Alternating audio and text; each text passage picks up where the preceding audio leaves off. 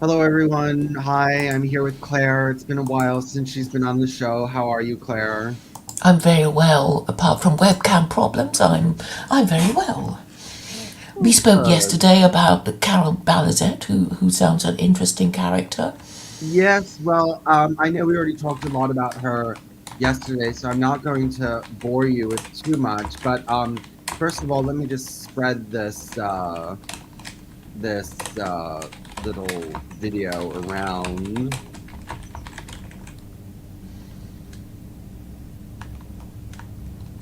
Hold on.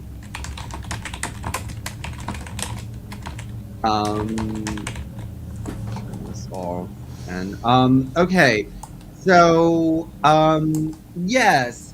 So people know that, I do have a tendency to be interested in small groups.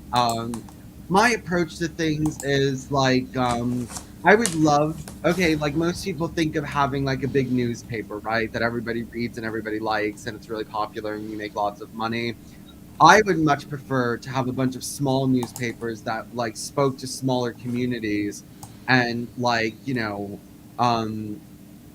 rather than one large newspaper that's just a general newspaper that talks about everything. You have a lot of specialized newspapers that like specialized people will buy into. And one of my specialized newspapers is my new blog, carolbalizetcult.blogspot.com.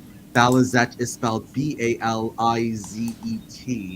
Balizet. Carol Balizet is her name, and you see her here on the screen. This is her picture here. So Carol Balizet, um, this is her. Carol Balizet was a nurse, and she wasn't just an anybody nurse. She was a pretty high ranking nurse and got really high up in the field and was like, head chief nurse or whatever they call them, or, you know, house resident nurse, things like that. She got big names. Well, after 30 years of practicing medicine, she turned against medicine and called it witchcraft. And she went on and she started a home birthing ministry. So these are Christian women that want to have their children at home outside of a hospital. And she turned it into a cult of being escaping the system and not having her children in the system. And but she said no medical help during these childbirths. And in her books, her most famous book, she wrote a few, which we're going to talk about. We're going to be going into one of them today. In her most famous book, Born in Zion, not only does she say medicine is witchcraft, but she says that if you see something going wrong with the birth, don't contact the hospital because it's Satan trying to um, trick you. It's Satan trying to trick you. So people have died from Carol Balizet's teachings. Mothers giving birth have died. Um, Children have been medically neglected to death. So here are some of her books. I am looking to buy her books and review them all. I have some of them so far. You can donate on, there's a Patreon here you can donate to. But so her first most famous book is Born in Zion, and that's her famous one. And then she wrote two other nonfictions. One was Egypt or Zion, and the other one was Healing in Zion. Now, I have Egypt or Zion in full PDF up on the website. You can find it, carolbalizetcult.blogspot.com. Healing in Zion, I have about 80% of that. There's a PDF about 80%. Then she wrote some fiction, The Last 7 Years, Plague, The Face of the Enemy. Um, when you come on here, you'll see there's not only her books, there's a link to her old website, which is on archive.org, where you can read all her writings. And then there's writings about her. So her granddaughter wrote about her and who's now against her. Her granddaughter is an abortion advocate, activist. And she writes against her grandmother. And she's the one who brings up, excuse me, the fact that her grandmother got a hip replacement, so she was a hypocrite. There was actually really a real cult called the Attleboro cult or Attleboro sect called The Body of Christ, and they followed her book Born in Zion, and two of their children died from medical neglect. There were movements. One of the mothers who died was in Australia, and that was part of the Quiverful movement. So there's other articles. There's a Slate magazine article on Carol Balizet and things like that. So yeah, so we talked about her yesterday, Claire, and you said that we should make a TV movie out of her or a documentary or something. Yes, we did. Um yeah, her website is here. I'm going to be printing her articles, but her website is on archive. I'm going to go there right now. Homeinzion.com used to be the name of her ministry, and she still has it there. And she does, if you go to her writings, which this might be taking too slow for me to go from, you will find she does have writings on, medicine being sorcery, a review and update on drugs.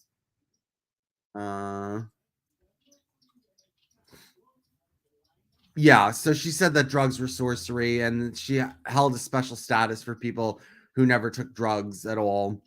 So anyway, I wanted to look a little bit into Egypt or Zion because actually this is probably this is her only book that I have a complete copy of. Again, if you'd like to donate to make sure that this, I'm going to be writing a book on her, and already I have this first resource up, but this is her book. I don't know which is the best book to start with. It's probably her most famous book, Born in Zion, but I don't have that yet, and it's $60, and I just don't want to spend that at the moment.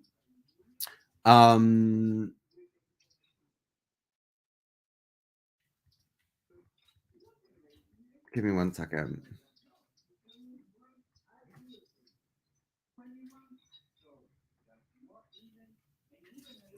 Okay, I'm actually not going to sit here and read this with you. I'm going to have to read this on my own. But actually, the thing, Claire, uh, well, first of all, I want to see how she writes. The one thing that I'm interested in doing is that, so she separates you from the world, right? Like a cult leader. She makes the world into this kind of like evil place, and she divides it into 7 systems.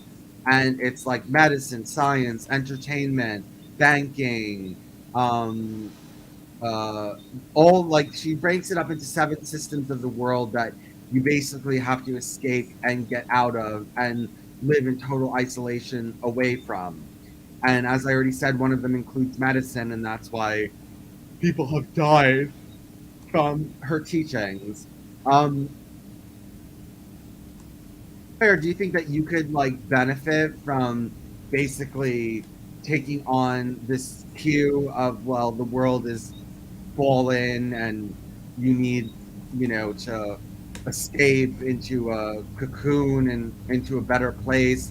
Don't you think secular Quranism could be helped if you adopted some of Carol Balizet's teachings, or not teachings, but tactics?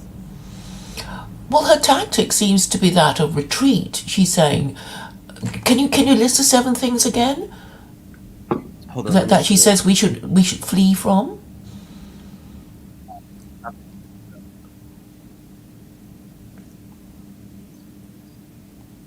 Let me find them. Because I think they're quite important, really. Because when you said 7, the no hide laws, the 7 no hide laws, popped Okay, up in my head. so they are government. Hold on, let me find them all. Where is it? Come on. Serious?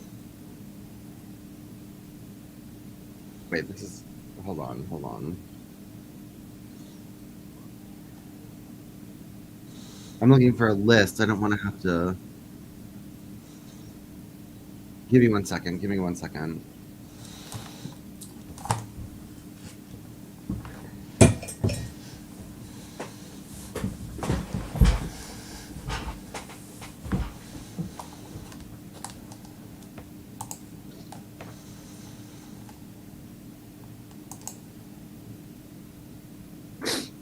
Education, government, banking, religion, medicine, science, and entertainment. Well, these are pretty important things to make us, well, any civilization go. I mean, imagine not having medical science or any entertainment or any religion. What was it again? I've forgotten. Education, government, banking, religion, medicine, science, entertainment. Well, I mean, these are pretty big areas of life. I mean, how are you supposed to run an economy without banking? How are you supposed to make people follow the rules without morality or religion? How are you supposed to, cure people when they're sick? I mean, it seems so crazy. Well, the thing is that I didn't think she's well, okay, yeah, she's talking about absolutely like exiting these systems. But what if you had something to like replace them? Well, okay, you have a government replacing, you have a banking replacement, you don't have a religious replacement, you're fine with medicine, you're fine with science, and you would need an entertainment replacement.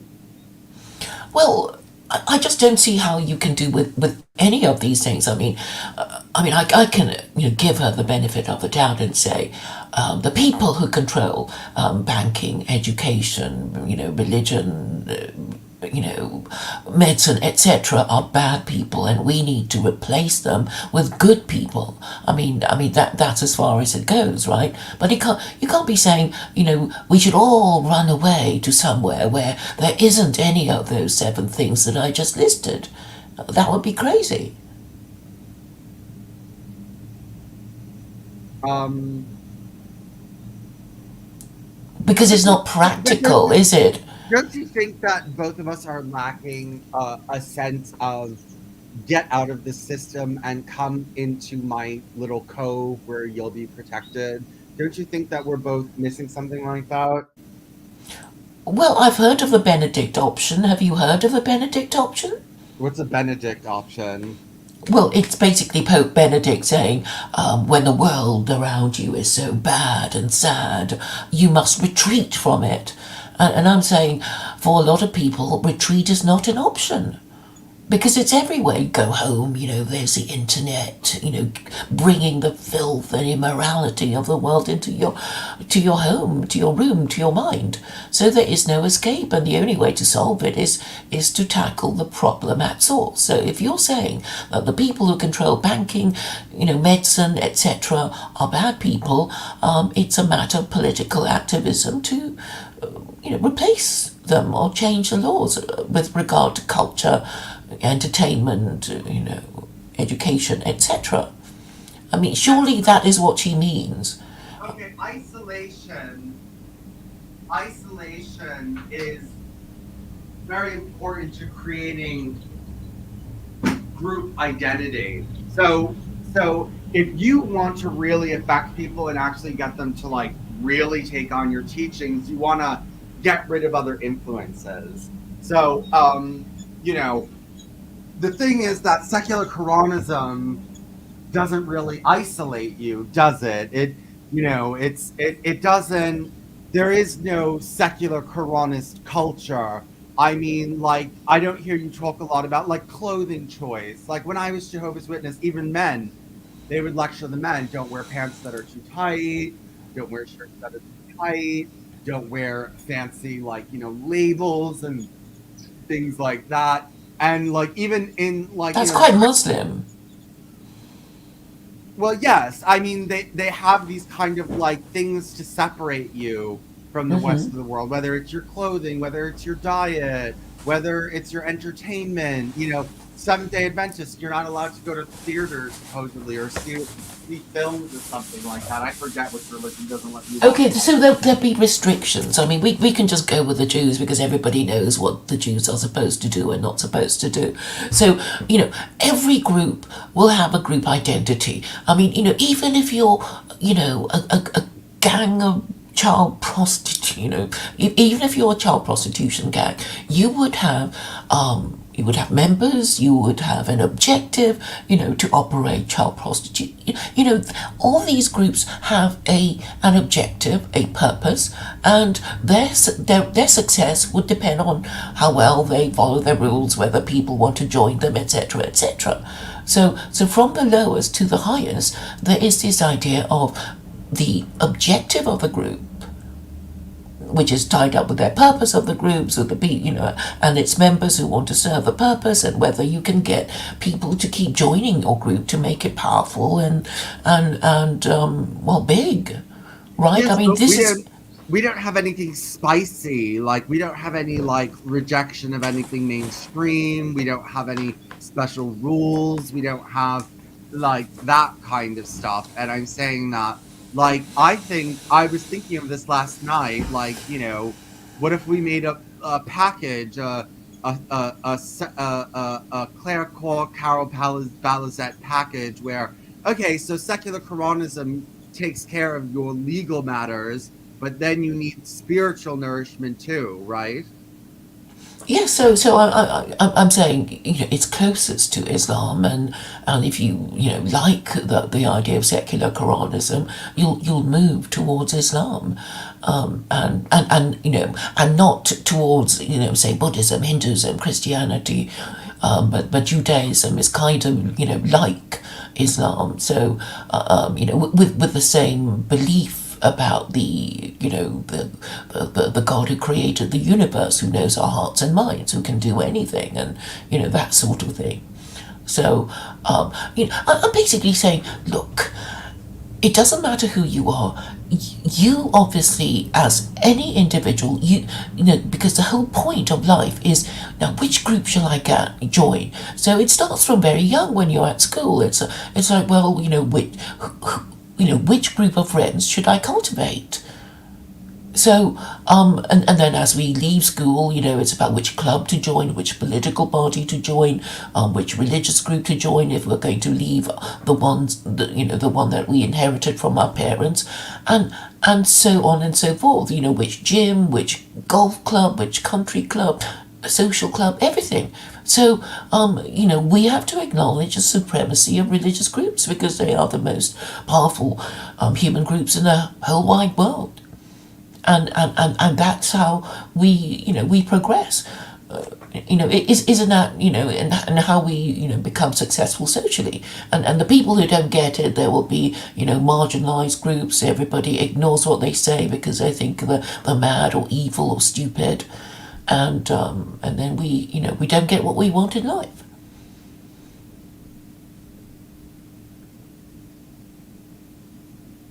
My thing is, I'm fascinated by people like this because I think her message is so much crazier than ours, yet she got a following that's bigger than ours.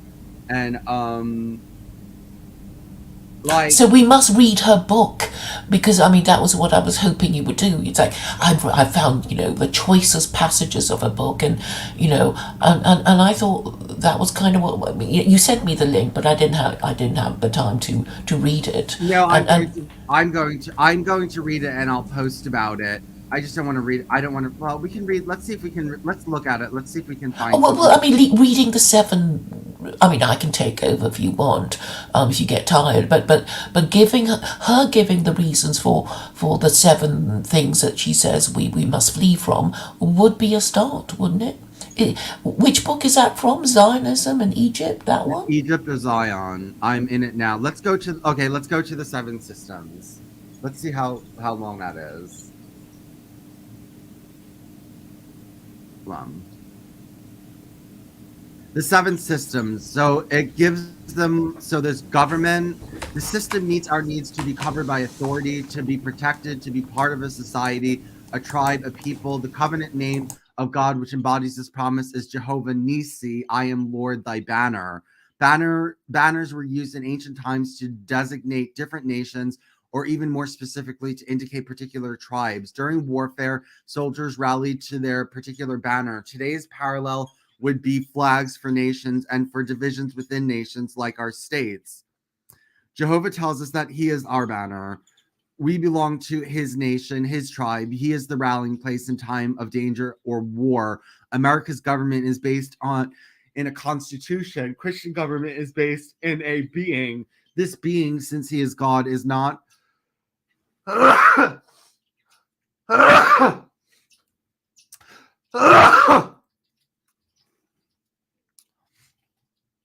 um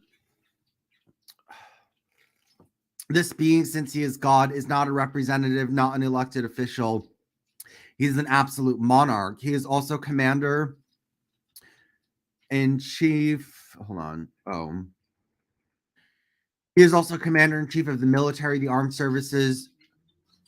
The armed services are his provisions for our protection in the natural realm. He endorses the military for national security, and we have police officers on all levels to protect and serve to keep people within the national borders. We need to be governed. We are selfish, poorly controlled beings. Without some acknowledged authority over us, anarchy and chaos will reign. So God ordained that some form of government should regulate society. The ancient nation of Israel, which was ruled by kings who were basically autocrats, although the one world government is just around the corner, at this point we are still citizens of a sovereign nation, and the crowd in Washington is what most of us think of as our government. Some nations today are ruled by dictators, but in what is called Western civilization, there is usually a more representative form of government. We are familiar with democratic rules. For example, America is a republic, and our experience is those who rule over us do so with our consent. And of course, one hallmark of Americans is the gut level conviction that we have rights. The most telling political difference in our country stems from the question about how much control government should exert over our individual lives. Reading from left to right, the political wheel places individual lives, places us as communists, socialists, liberals, moderates, conservatives, reactionaries, libertarians, and such. Based on this one issue, how much government do we advocate? The farther to the left we move, the more government control we support, and we move farther to the right as we increasingly oppose government control. Well, let me find something juicy. Coin and print money.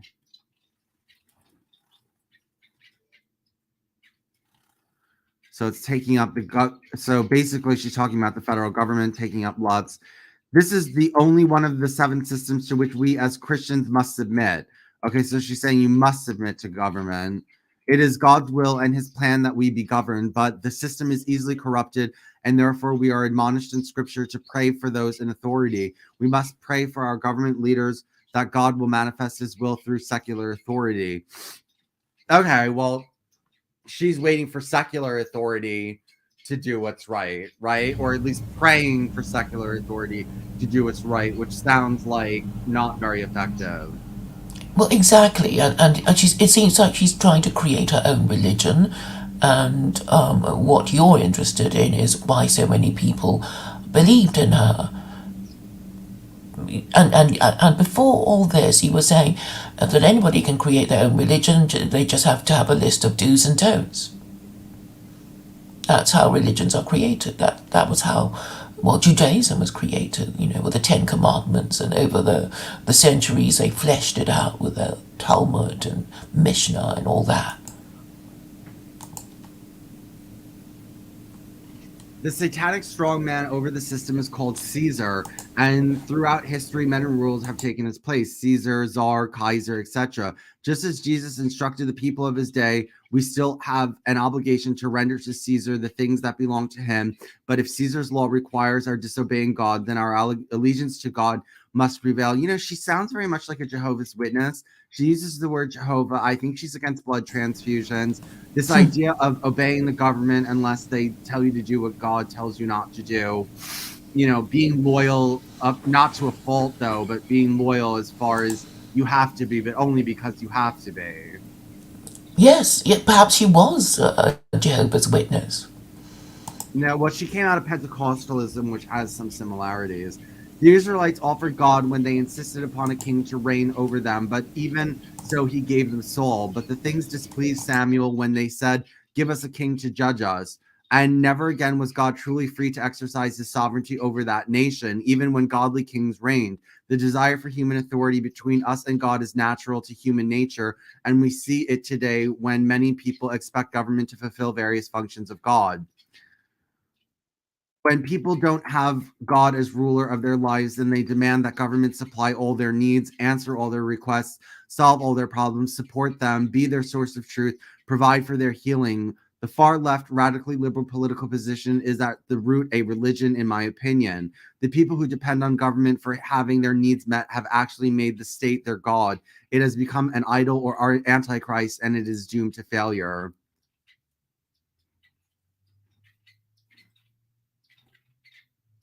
Okay, then she starts talking about AIDS victims screaming to the government like it's God, looking for heroes and cures and Did stuff. you know when she wrote the book? Hold on.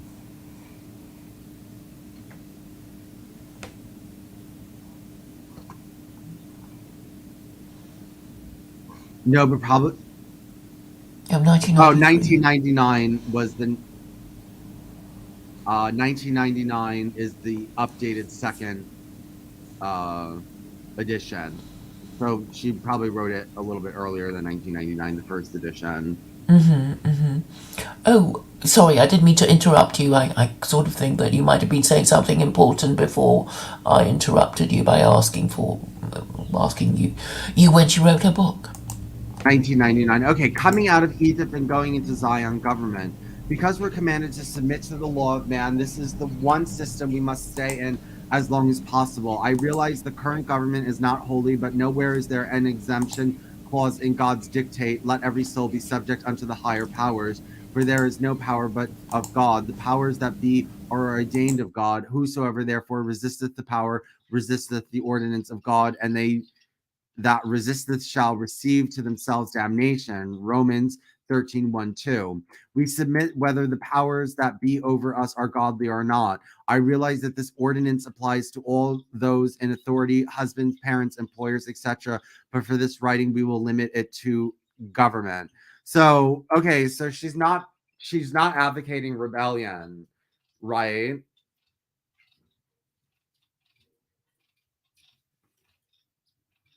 Claire?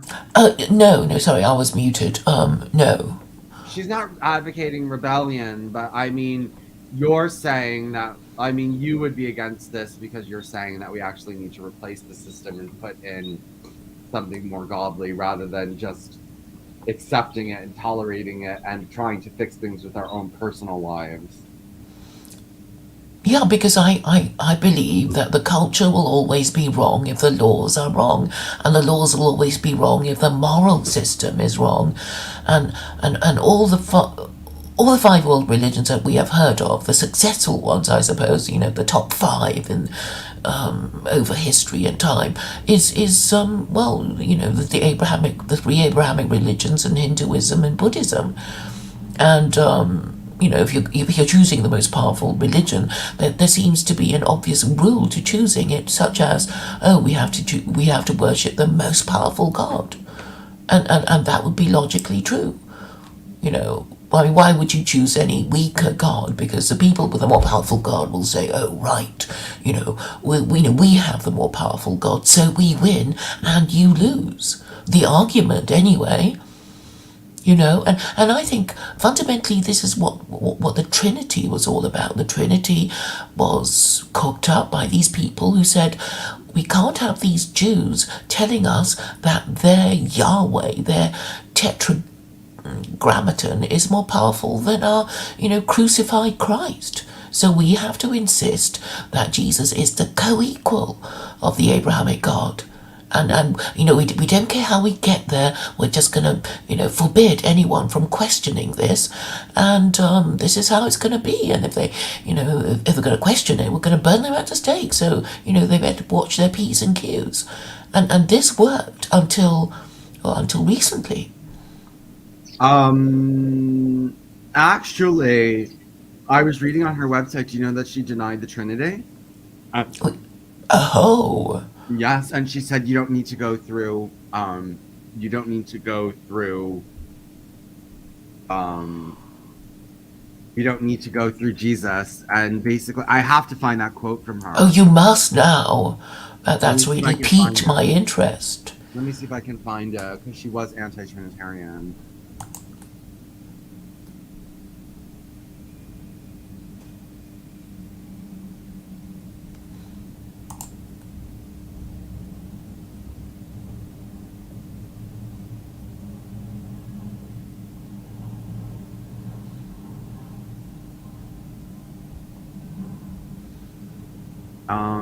Hold on. Where was it? Come on, give me 1 second. Let me just look for because she said that you don't need an intermediary.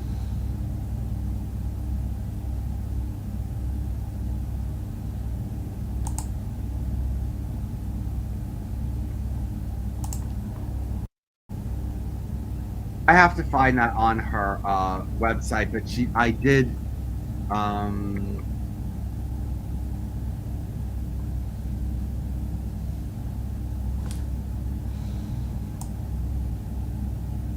anyway, she did say something about the Trinity, and Great. I wish I could search this website. Well, there's a word search There's no because facility. this is on archive.org. Her website is now out. Um, I suppose her you can cut and paste what you wrote and then, word search it in a, document or something. Yeah, I'm looking for that. I will find it once I find it. I will send it to you.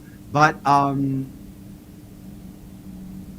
anyway, now she's getting into. She starts talking about how she's against activism because once so she says that Jesus and the apostles didn't work to overthrow the government, right? They weren't working to overthrow the government or to even change the government.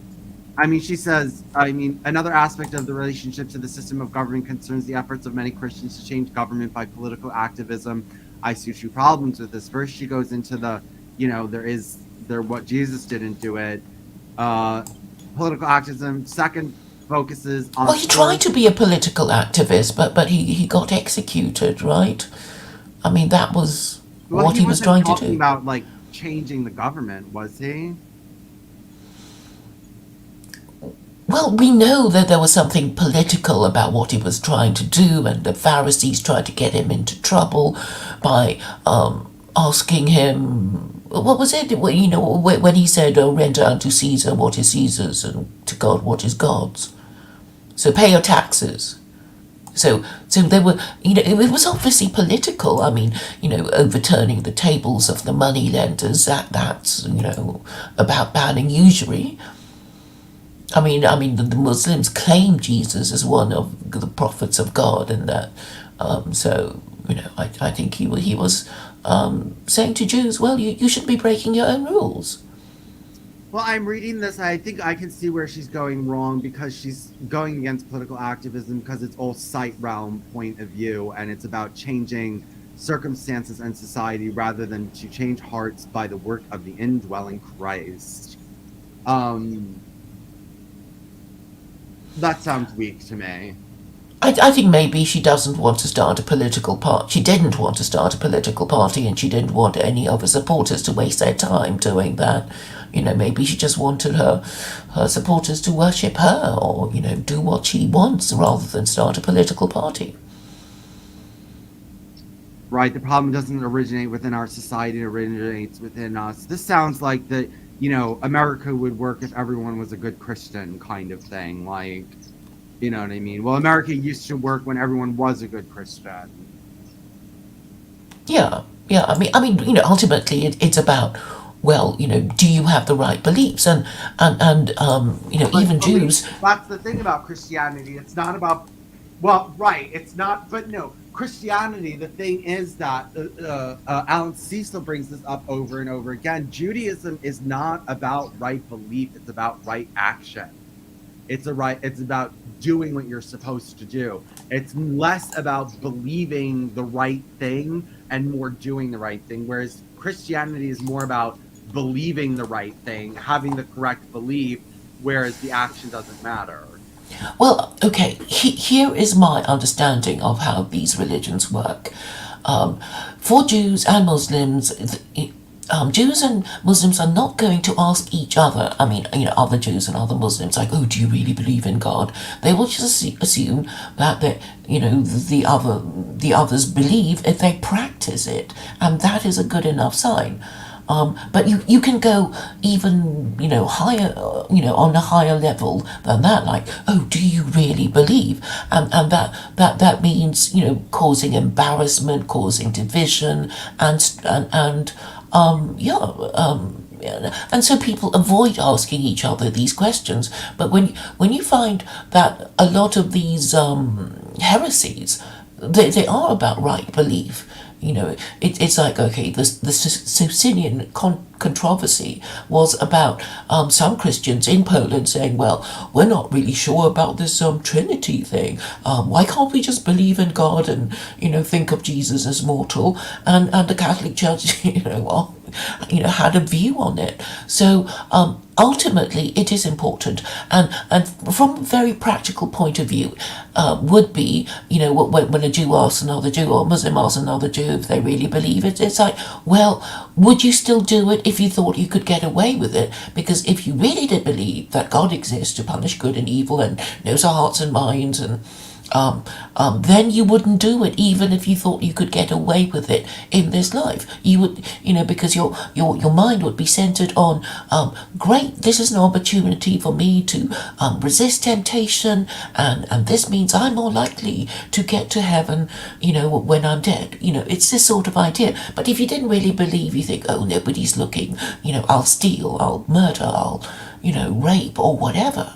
So, belief is important ultimately, but maybe for practical reasons we don't want to be questioning each other's true beliefs, because we don't want to be arguing with mum and dad and our colleagues and our juniors. Because Um, actually, I find it, a lot of people, say, "Oh, don't you know, Claire? It's not the done thing to ask people if they believe in God. You know, it's none of your business." That would be, one of the reasons why people resent it. But I mean, I only ask people these questions, to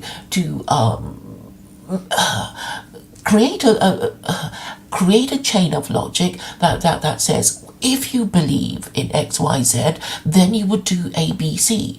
And they, like, maybe they know that's what I'm trying to do, and they want to head me off at the pass and say, no, I'm not going to answer your question, because I don't want you to say that if I believe in XYZ I have to do ABC.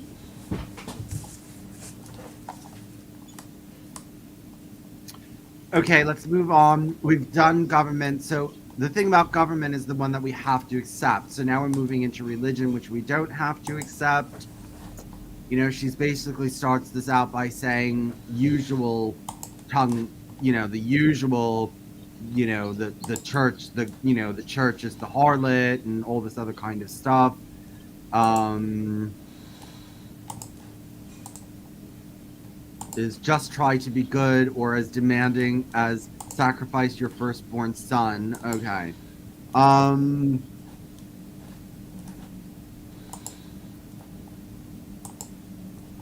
hold on.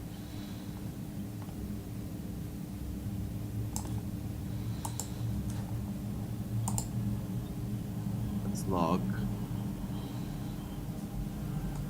Okay, the religious system had its okay, it was started in the Garden of Eden, when Adam and Eve ate from the tree of knowledge of good and evil.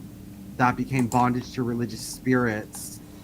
Lucifer himself probably had authority in the sphere of worship, and the desire of his twisted hearts is to replace God and to be worshipped. Two scriptures that make this point. Okay, so basically, she now, well, what is this is? I mean, this is the thing. Whenever you say that religion is bad, but then she's obviously almost starting a religion, right? I mean, this is a systematized. She's giving you seven abstinences, right? Seven things to abstain from. Mm-hmm. So how is this not a religious system? Yeah, but she is a cult, isn't she? I mean, she was starting a cult. She was a cult leader, as you were saying yesterday.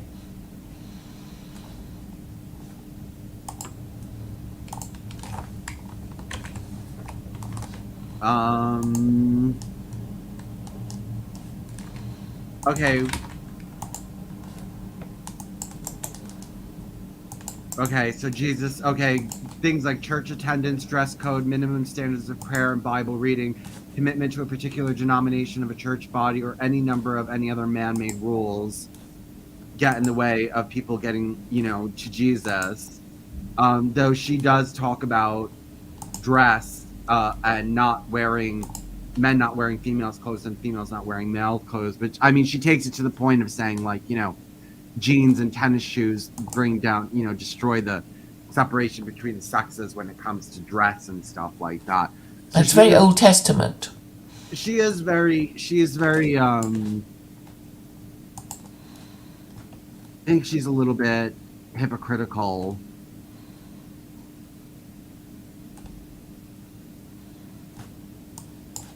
Um Hold on, now she's talking about coming out of it. I want to see what she says.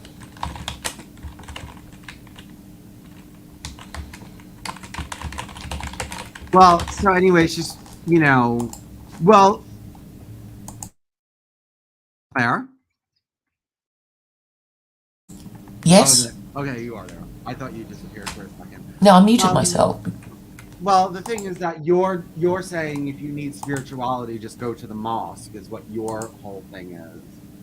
Well, no, I mean, okay, we have to define spirituality, and I define spirituality as the desire for justice. So even atheists have this desire for justice. They just have a different, idea of how to get it. So I would say, that's that's how we. Okay, that's what we want to make us feel, happy, safe, and good. Well, We I want to have, feel safe because we are good, and if we are good, we think God will protect us, or I something will.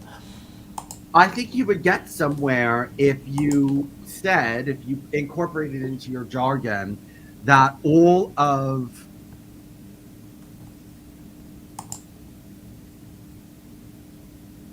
Pebble Muncher's in here, but I don't know if I should let him in. Anyway, um,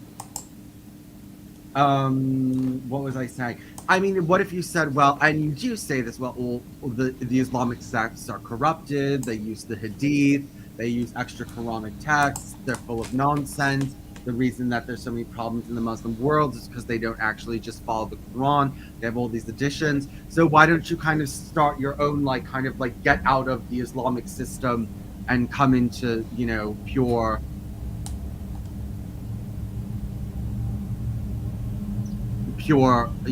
secular Quranism. Well, okay. Secular Quranism is meant to be a hybrid moral and legal system. So, it's there to make the Muslims think, oh yes, they're finally adopting our ideas at last, and it's secular. So people who are atheists and agnostics can sort of be attracted to it because it's saying, well, you don't have to believe in God to understand that you need a moral system to define your group, whatever it is, and we're talking about your country now, and it is a problem when you don't have a moral system for your ruling classes to stick to, because if Congress says, well, we can make up any law that we want and repeal any law we want, Congress is in effect saying we have the power of an absolute monarch over you, American citizens, and maybe if Congress say that, American citizens would say, oh hey, but aren't we a republic? And who are you to have, absolute power over us in our republic? That's what I'm trying to do. But nobody cares about the meaning of words. Well, You I know, think, look, the thing what I'm trying to bring up, and Baron Mebble Puncher, I think you're a Pebble Muncher, and I'm not letting you on because you're just gonna use curse words and get my stream taken down. So I'm not letting you in because I know that you're not coming in here in good faith. and you're just coming here to ruin my stream, and I'm not letting you on. And we, Um, we have so much to discuss anyway, we don't need a third party, do we? no, and he's not coming here in good faith. He's not coming here for a nice conversation. He's coming here to ruin the stream and be an asshole. Um, Um, no, no, no, but I don't think you understand that. Look, your biggest competition is Islam, right? I mean, the Muslims are just going to say, well, why not just Islam? So I think that you need, like Carol Balizet, you need a, well, Islam is corrupted and it's, Yeah, yeah, that's what I do say. I'm saying the hadith is what Muslims prefer, even though it's only logically and necessarily the secondary source of God's word, because Islam remains the primary source of God's word, right? It's the actual revealed word of God in Arabic. I mean, that's what the Muslims believe themselves. But they're saying the hadith, it's all how we started to do it and how we did it over the centuries, and we need to look at the traditions, etc. And I'm saying, well, some of it is wrong, and a lot of it is hateful to Westerners. But Westerners can start their own legal tradition as regards their interpretation of the Quran, and that's all I'm saying.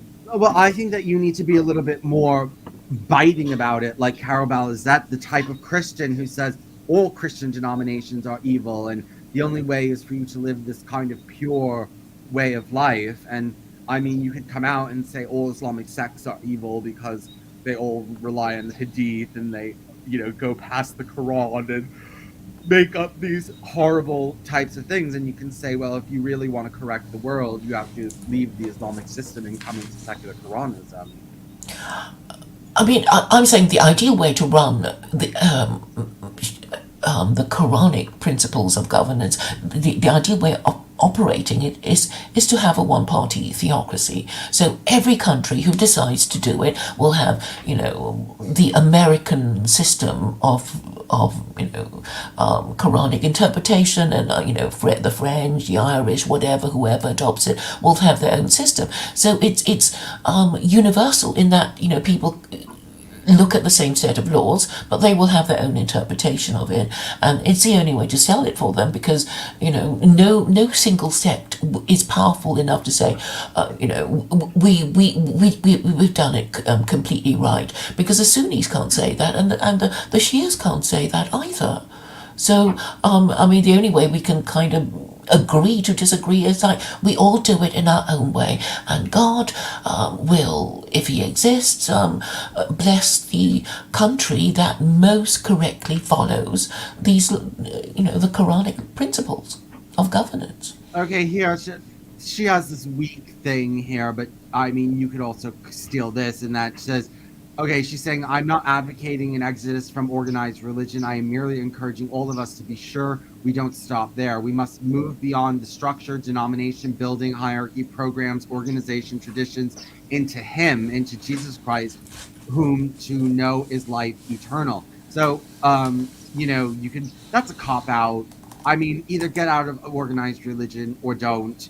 But I mean, you could use her cop out thing where you could say, well, I'm not telling you to leave Islam, but just it has to focus on the Quran and rather than all this other kind of nonsense, which is a weak way of, I mean, that's a half-assed way of promoting that ideal of getting out of Islam and joining secular Quranism. But if you felt as though you weren't powerful enough to just say, get out of Islam, then you could use this kind of, her kind of logic. I really think you could pick up some things from this woman.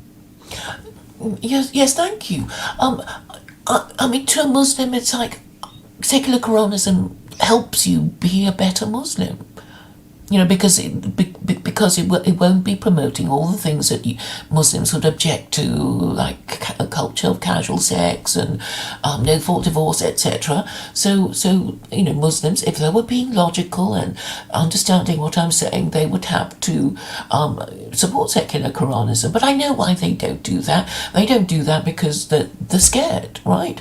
Everybody hates secular Quranism, particularly the liberal Western establishment, and they don't want to be accused of being, extremist and radical, and getting a call from the security services. So that's why they won't do it. So I don't think and if But they were given the okay, I permit. want to say something. All the people in the alt-right and Muslims do the same thing, and it's an excuse to do nothing. This idea that every little thing that you do, that the Secret Service is going to come pick you up, is absurd. Okay, I preach really outlandish things, and no government official has ever come to my house. No government official has ever contacted me ever. And there are plenty of Muslims who are out there who are spreading the most radical of messages, and they never get government calls. The idea that the government is going to care if you go out on a corner and hand out a leaflet that says not to have premarital sex, like, it's ridiculous. This fear of the FBI and the feds, and it's a paranoia. Well, people do complain. Do you know Andy Nowicki? No. He's supposed to be alt-right and Catholic, and he said he got a call from the FBI. So maybe you are protected because you're gay, or nobody, you don't have a big enough following for the security services to take any action against you.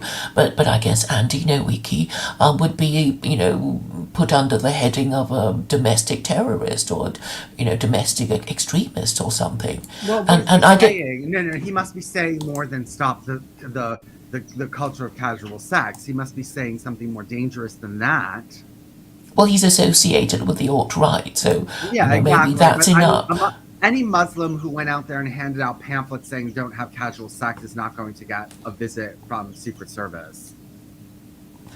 Yeah, but I mean, I don't think even Daniel Haqiqatjou is saying Americans must adopt Sharia. But I don't know if you saw this tweet from Laura Loomer, and she's referring to this article in Salon.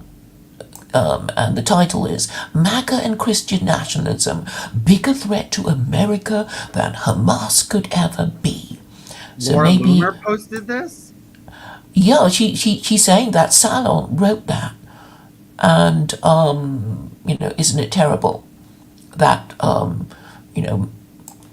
that they're now saying that Trump is more of a threat than Hamas. I mean, we could read that article, couldn't we? I mean, just to digest it. Yeah, sure. I mean, There it is, 6 days it ago. depends. It depends on how you say these things too, and in what tone you say it, and where you say it. There's a way. There's a way to come out and say, "Hey, I believe in conservative social values, and I do believe in changing the government." There's a way to say things and not get in trouble.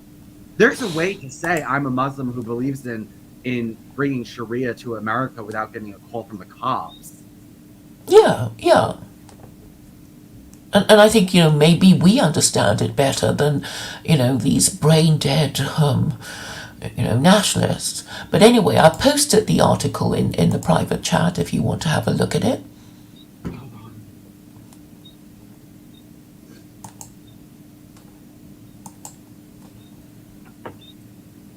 Far right MAGA theocrats, most dangerous threat to America. Okay, when was this written? I'm looking for a date on this. Oh, November 2nd. Okay.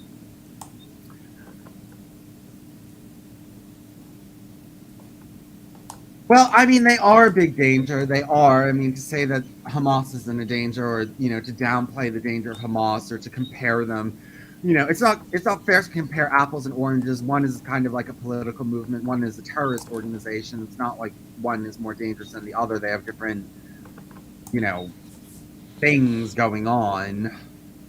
But I think white men are being targeted because they are the biggest group capable of taking action to challenge and defeat the matriarchy. Not at this point. Not at this point. Maybe they were, but the matriarchy got them bad. I mean, they're in a bad place now. First of all, I mean, these men are not fighting men. All these men that are against the matriarchy, they're gamers. They're not. They don't like. They're not. They're not fighters. They're not warriors. They're not. You know what I mean? They're internet junkies. They're not, like, that's all that's left. There is no, like, man's man out with a gun, doing, that doesn't exist anymore. These all these men, all they do is talk about gays and gays and gays and gays. They're not like manly men. These men in the alt right aren't manly men. They don't have like back breaking jobs. They're not like foresters. They're not in the military. Most of them. It's like most of them are they just live in their home alone. All of their friends are online. What are they going to do? And at this point, it's just revenge. At this point, it's just like intellectually giving them a hard time and making them feel like shit about themselves. At this point, it's not so much like, oh my God, all these alt-right men are going to rise up and take over the country. No, they're not. Well, but perhaps the matriarchy is afraid of its own shadow because it can't win any argument. That's why it's censoring everything. That's why it's refusing to answer questions and telling people, other liberals to not even engage with people because, they'll probably be creating an offence of guilt by association soon because, that's the next step that they will take. You spoke to those people, therefore you agree with them, and you're going to get punished with the rest of them, right? That will be the next step. Well, it's not, they don't censor everything. I think that they censor a certain degree of, like, they don't want certain ideas to get too big. Then they usually hone in on those ideas. Though, even with AI is against everything. AI is like, misproper. Nothing is, just total 100% misproper liberal, where it's like, but, there is a certain degree of censorship. There is, but at least they do things. At least liberals go out in crowds and large crowds of people and liberals go out in crowds with guns more often than these alt-right guys do. And, they actually aren't in part of the government and they've invaded the government and they have officials elected in the government. The alt-right has no government official working for them. Well, that's the thing, that they are, as Luke Ford says, marginalised people in a marginalised movement, and nobody will support them because they're, the traditional male structure of organisation is all but gone. They don't even have a leader that they can trust. Other than Trump, and I guess they're going to jail him and maybe kill him, and nobody's going to even defend him properly. He can't get lawyers to defend him because they've decided, Project 65, I think it's called, have decided to threaten all lawyers prepared to defend Trump and his supporters. Have you heard of that? No, I haven't, but it just shows, like, I got so sick. I got sick to my stomach. This guy, oh God, what was his name? Ellie Harmon. What's his name? Ellie Harmon? Do you know who Ellie Harmon is? No. I think his name was Ellie Harmon. He was kind of like a big name in the alt-right, at least a ship. No, he wasn't a ship poster. He actually posted serious stuff. But, like, his whole, like, okay, he posted this video that was, like, supposedly like the white man's revenge or something like that, and it shows the single white guy all by himself with a Confederate flag walking down the street, and somebody's videotaping him, talking to him. He's like, I don't want to talk to you, you're trying to upset me. It was someone who was filming him who was against him. And then in the distance there's all these like black and Latino Antifa members, so he starts like flying the flag and going, Antifa scum, and then all the Antifa start come running, and then he drops the flag and runs, and the video just shows him running with all these people running after him and like him running away. And this was like their whole big, look how victorious we are. We really showed them. It was one guy that ran away from a bunch of black and Latino people. Like, this is your big comeback. This is your big hurrah. Like, this is supposed to scare people. But that is the thing. So we were talking earlier about beliefs. So the whole point of this belief system that you will be rewarded in the afterlife, if you're good, is to make people do the right thing, or they'll just be so easy to bribe and threaten. So I mean, the presumption is that some people will have to die to defend their principles and their territory and their women and their property and whatever they're supposed to defend. Some of you are going to have to die, but you will be rewarded. I mean, that's basically the belief system that I guess rational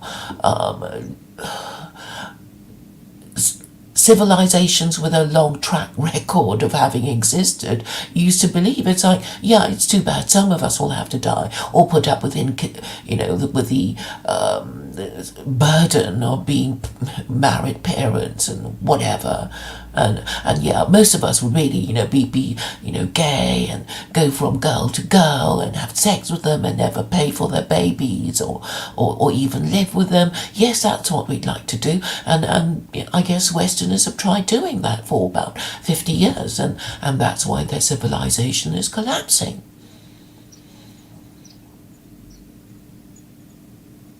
Well, I don't really. I'm not scared of dissident alt right white men taking Yeah, over. because they won't do the thing that they need to do.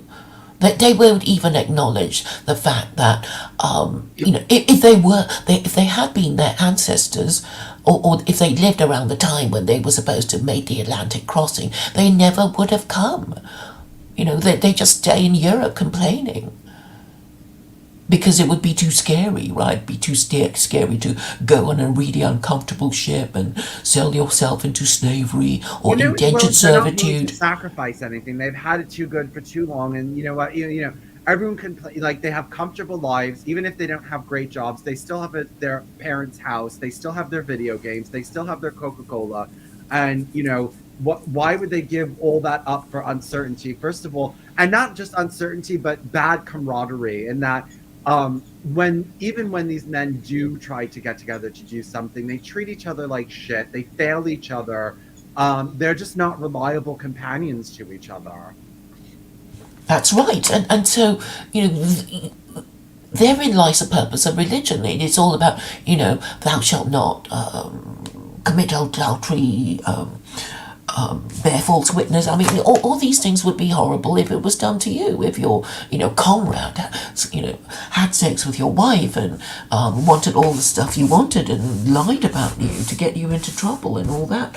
So I guess Jews were the people who understood that good and early, and they kind of distilled the rules into 10 commandments, so even the stupid people can remember what the hell it is that they're not supposed to do, or supposed to do to or for each other. So it's kind of codified morality that people can remember. And the no height laws, it's like, okay, that's for Gentiles because they can't do the 10 because they're a bit weak or something.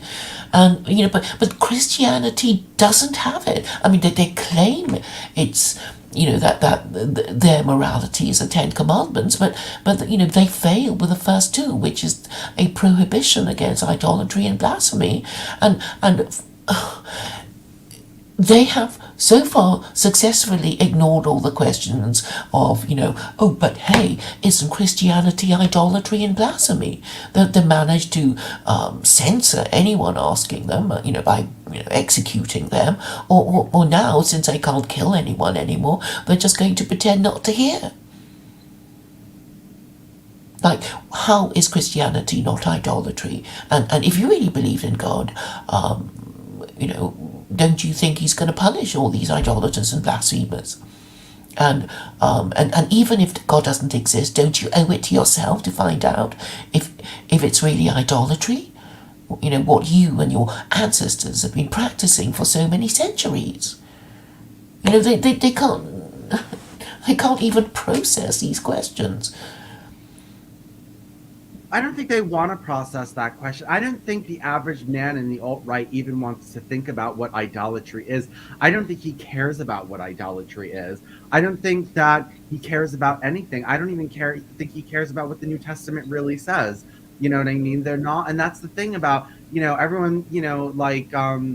People got mad because there was a child's textbook in one of the schools, and it said that in the textbook it said that Muslims tend to take their faith more seriously than other people do, and everyone got mad about that. But it's true. And like all these alt-right men, Muslims actually generally tend to take their religion seriously, whereas alt-right men, they don't really want to talk about religion that much. They don't want to sit around talking about the Bible all day. How often do you hear them talking about the Bible? Never. How often do you hear them making cogent, like, intellectual arguments about the Bible? Never. How often do you even hear them trying to defend themselves against the Trinity? I mean, against the accusation of idolatry. They don't even care that they're called idolaters. They don't even want to look into the question of idolatry. They don't even know what idolatry is. Well, that's the thing. So even if you went right to the top, to the Pope and the Archbishop of Canterbury, you will notice a certain reluctance to engage on these issues because they already know they have no answer. I mean, I've already tried, talking to these Christians who go to church and who are known as Christian theologians. They don't want to talk about it either, and and this makes me think that white people who claim to be Christian only see Christianity as lifetime membership to being white and middle class. I mean that's the only purpose Christianity is for them. Yes, it's a social status, and it's like, way of life. Like, what's her name? Ann Coulter said Christian destiny is night skiing, jet skiing, shrimp on the barbecue. Um, you know, basically, yeah, that Christian destiny is this like upper middle class lifestyle of entertainment. And how shallow is that? Yeah, and it's gone.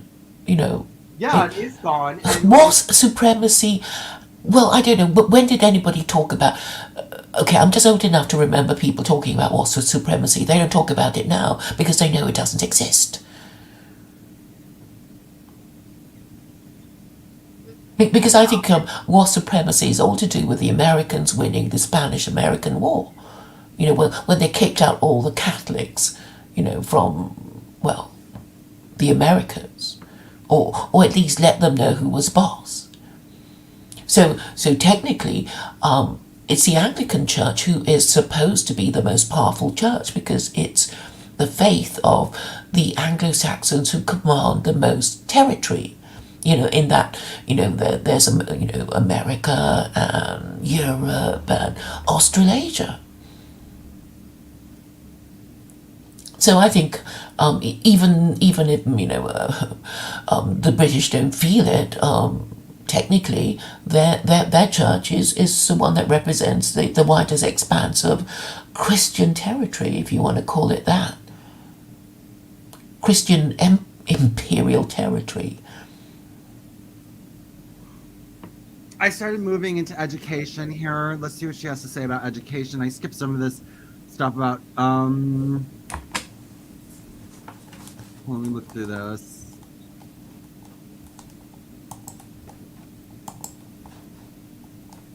So basically this is just turning to Jesus and the Bible for natural understanding of the world, which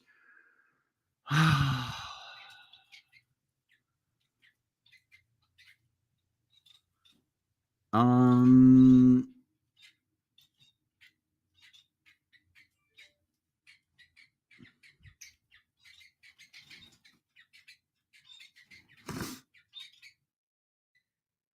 whatever, education's getting better. In every one of the seven systems, those in authority presume a superiority and expertise about how to live, raise children, become and or stay healthy, handle money, face old age, relate to each other and the world, and most significantly, how to form opinions about right and wrong.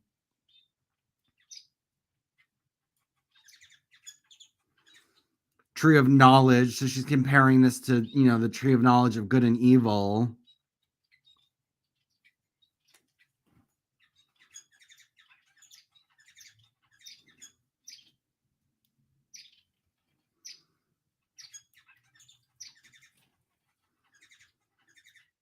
She's okay. She's criticizing Time Magazine for saying brothers and sisters who are in abusive relationships with each other, they should try to understand each other. Which, what does she recommend?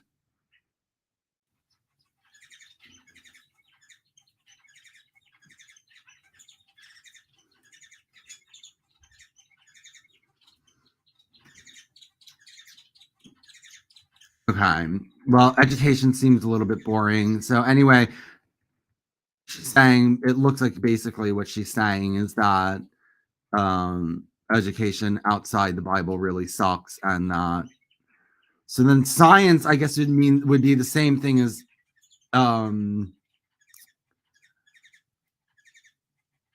medicine, but why is she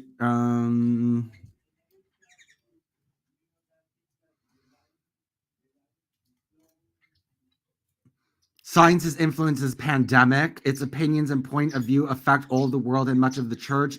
There is an infinite difference in the foundation of life, with science espouses the life of evolution and the biblical statement. Yeah, so she's anti-evolution.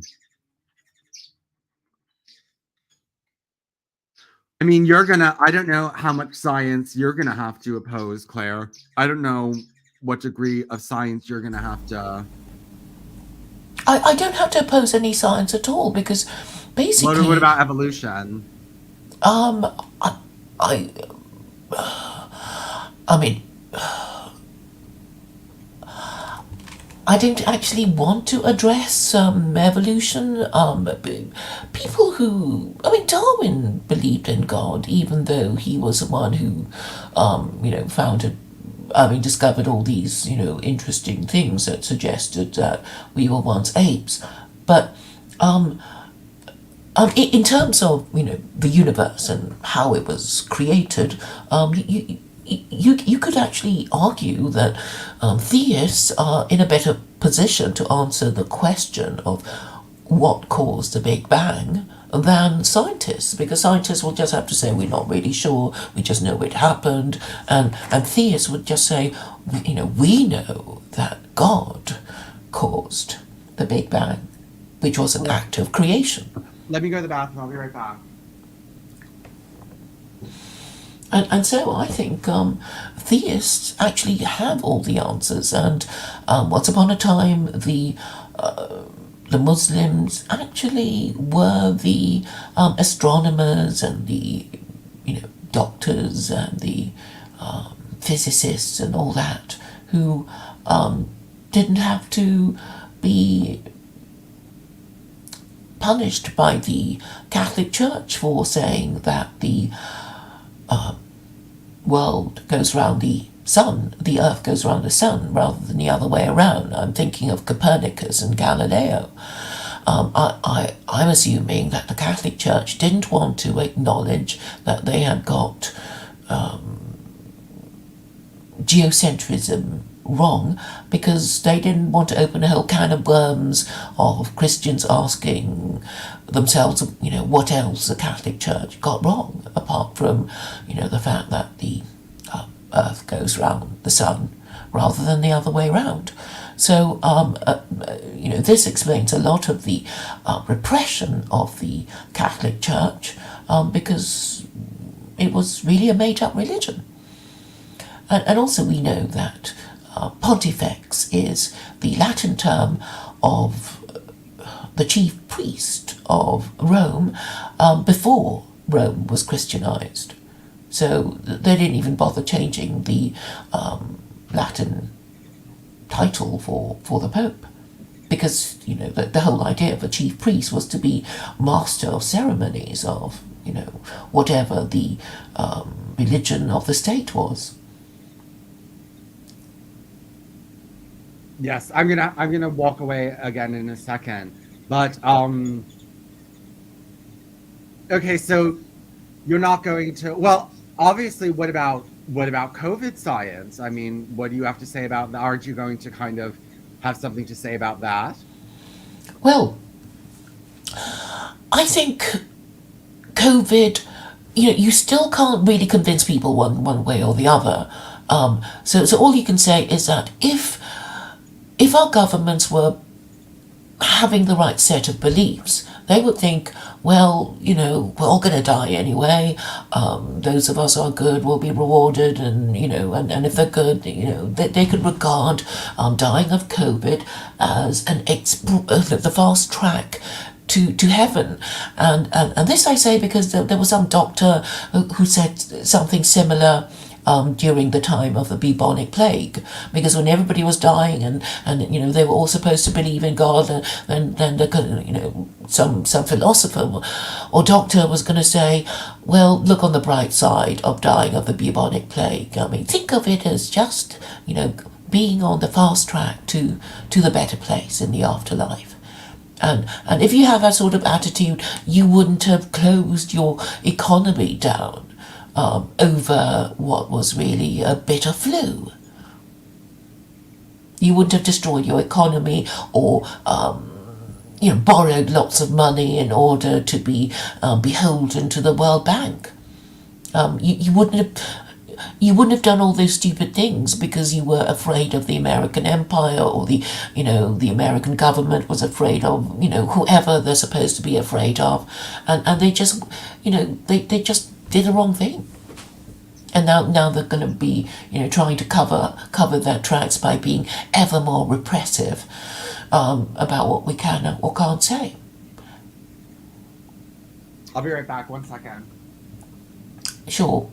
And so I'm actually saying that even if you don't believe in God, this moral system gives you the mechanism to solve your problems, your political, moral, social, and economic problems by imposing on this belief that suffering is punishment for sin, which is actually a belief common to Buddhism and Hinduism, who are supposed to believe in reincarnation, and they have the idea that if you led a really bad previous life, then your current life would be terrible, but you should still regard your terrible life that may be the consequence of being a terrible person in your previous lives as an opportunity to prove yourself and show that you have learned your lesson, and then the next life, if you act correctly in this life and know the difference between good and evil and choose accordingly, you will have a better next life. So the systems of belief, if taken seriously, would have the effect of making the world a better place.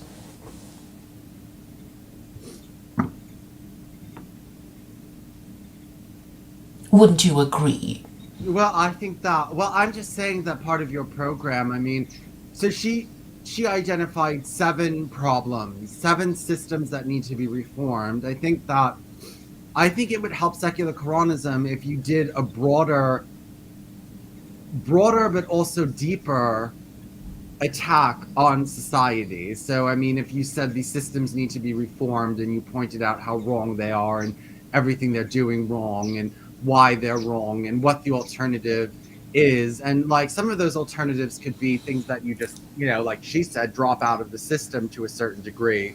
Yeah, because people will say, oh, you can't fight the system, you're only one person, and I'm basically saying that explaining my failure to get more support generally in a way reinforces my position about how the usual mechanism for problem solving is all not working. All the teeth and wheels and cogs of the machinery for problem solving has been destroyed.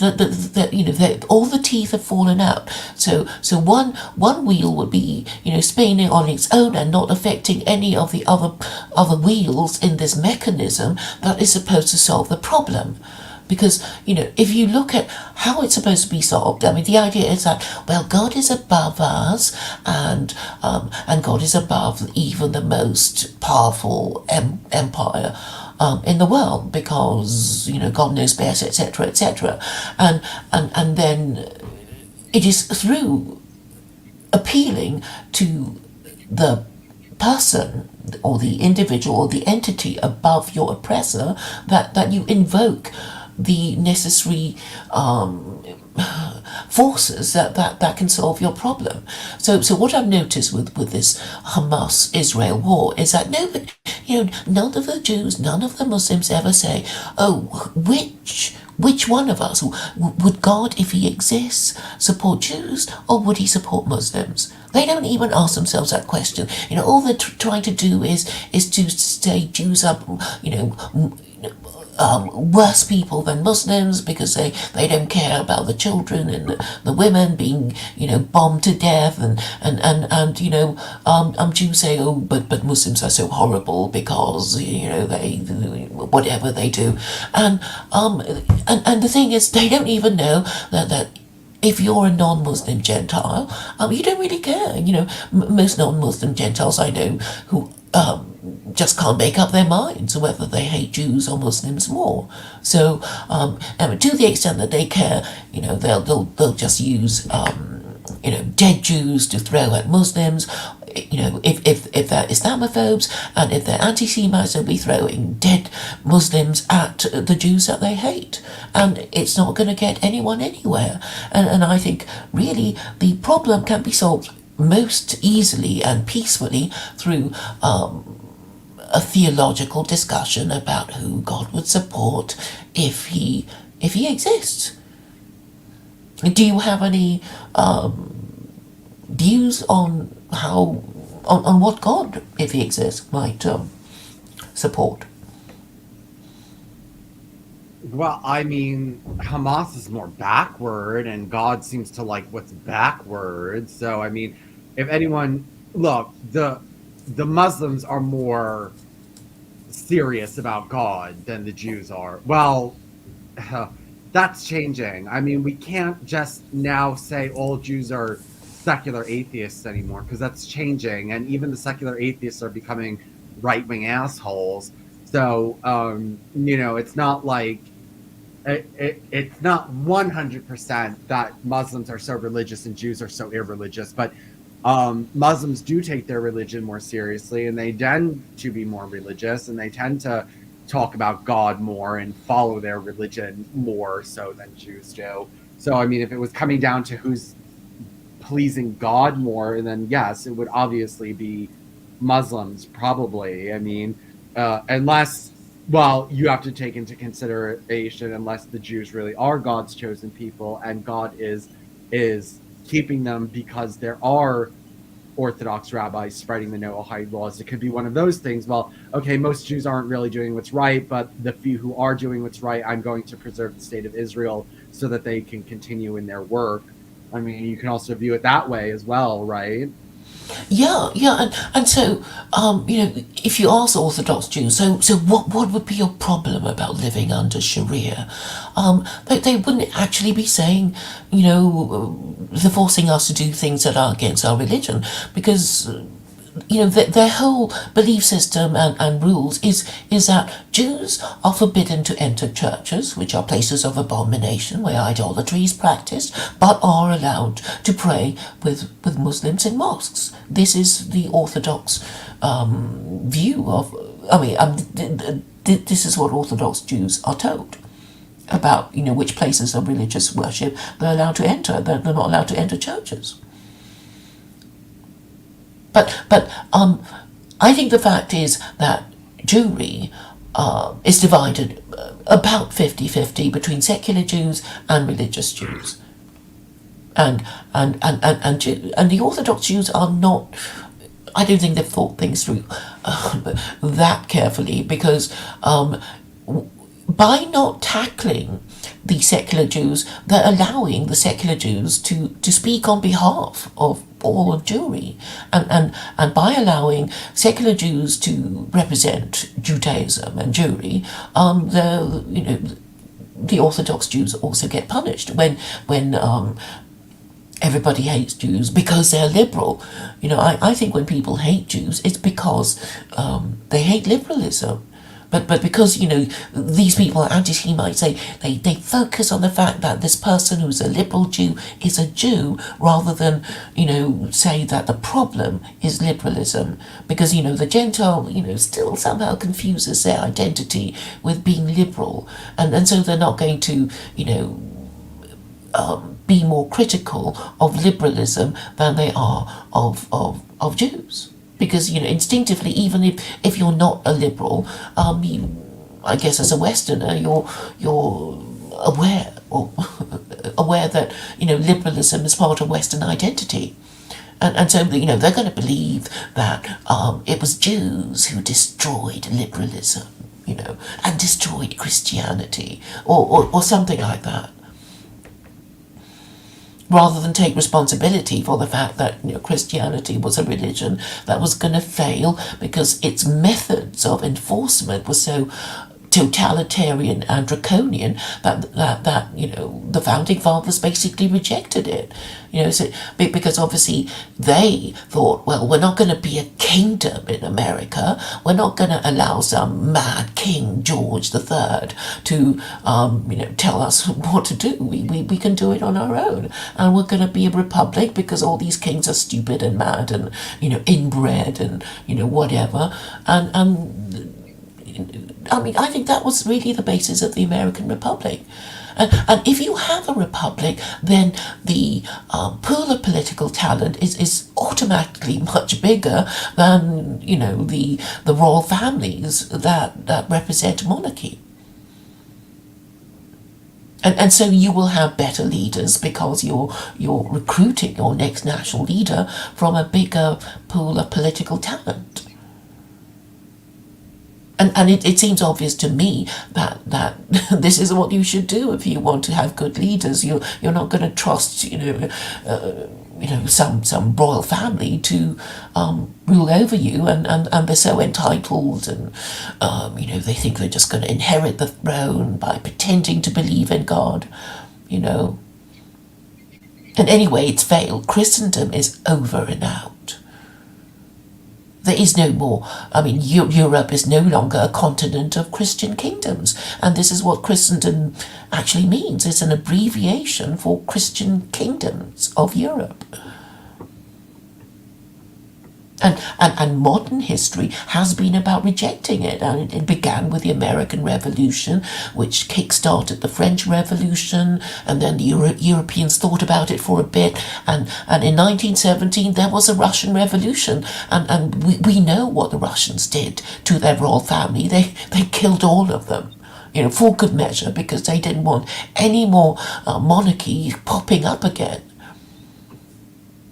And I'm afraid Westerners haven't got this side of their history. They don't even know that the last 250 years has been, all these Europeans being made sick by their religion and political system that hasn't even, well, that's been failing for 500 years.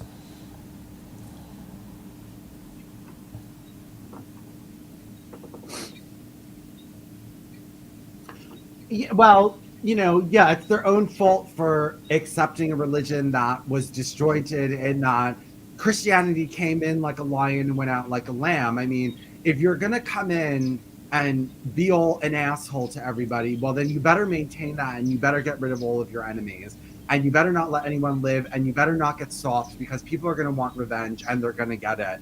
So if you're going to go in and you're going to come in all tough, stay tough. Don't get soft, because, and that's the problem with Christianity. It came in Old Testament. They were, these were old people, old lifestyle, warrior kings, warrior people. They read the Old Testament and they liked it. But then the problem is that New Testament, that Old Testament is not really in place anymore. It's the New Testament that's in place. And the New Testament's laws are just love. Love God and love your neighbor. That's it. And you're not going to be able to keep up your brutal empire with love. Well, I mean, the New Testament is actually low status scripture because, while the Torah and the Quran are claimed by Jews and Muslims to be the directly revealed word of God, the New Testament admits that it's only the book of Matthew, Mark, Luke, John, Paul, all these mortal and fallible men. So in terms of their scripture, it's a lower status scripture than, the Torah or the Quran. And all these Jews and all these Muslims, they won't talk about these things because they're still afraid of the might of the American empire, I guess.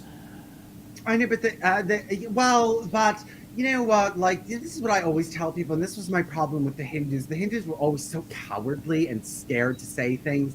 Oh my God. And they were always like, oh, but our enemies have money. Our money, everything was about money with them.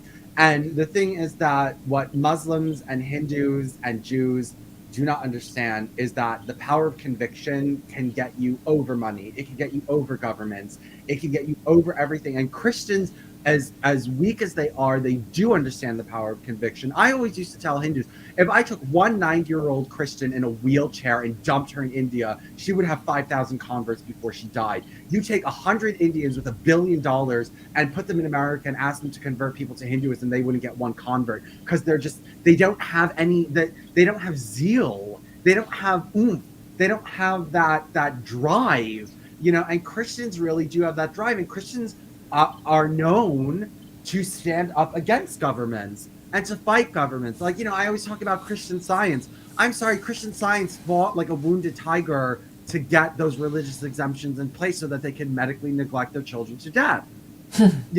They fought for that. That's harder than saying it's harder to kill your own child, to get it legally legal to kill your own child, than to say that the Trinity is idolatry, but Muslims are just cowardly, sniveling, useless people. Yeah. So that is why belief is important, because you know that these Muslims who won't talk about these things, they're not scared of God or the afterlife and all that crap, because even the Quran says hypocrites are cursed by God and their final destination is hell. And if they won't talk about these things, it means that they're not scared of God, they're scared of the American empire, and they're no better than than the liberals that they condemn, or the the weak white nationalists who can't put a chain of reasoning together and make arguments. They're no better because they're not prepared to take the risk. And again, the whole point of these religions that promise a good afterlife is that some of you will be required to kill to get yourselves killed in defense of the greater good, or the good of the group, the continuing existence of the group. And if you're all afraid of dying and you're going to run away when you see a more powerful enemy, then you won't be in existence for much longer. No, I mean, we can't. Yeah, I mean, none of these options are good. None of them are brave. None of them actually believe in anything. I mean, if I have to say, I mean, I am glad I wasn't raised a mainstream Christian. Like, I am glad I was raised Jehovah's Witness, and that even though it was horrible, it taught me a tiny, small group of people can really, if they have a burning in their belly and in their heart, they can really get something done, and they can really destroy governments. Jehovah's Witnesses made it, you don't have to salute the flag anymore. Jehovah's Witnesses made it so you don't have to go to war if you're a conscientious objector. They changed the law. Jehovah's Witnesses are known for changing the law and bucking society and saying to everyone, fuck you, and winning. Not, oh, God, the government, the people, the church, we can't, this will happen to us. You know what I mean? No, they're not like that. They die for their convictions. They let, in other countries, they let themselves be executed or thrown in prison. Yes. So there we have the purpose of Jehovah's Witnesses. Well, no, it's just that, but these cults teach you something. Cults teach you that small groups of people with conviction can do way more than millions of people with no conviction. Jehovah's Witnesses have sacrificed more than Muslims have. Jehovah's Witnesses have fought against the system more than Muslims have. Muslims are mainstream people with mainstream temperaments, mainstream personalities, and that means weak, pathetic, scared, cowardly, useless, dumb, ugly. That's what that means. Mainstream means that. Yes.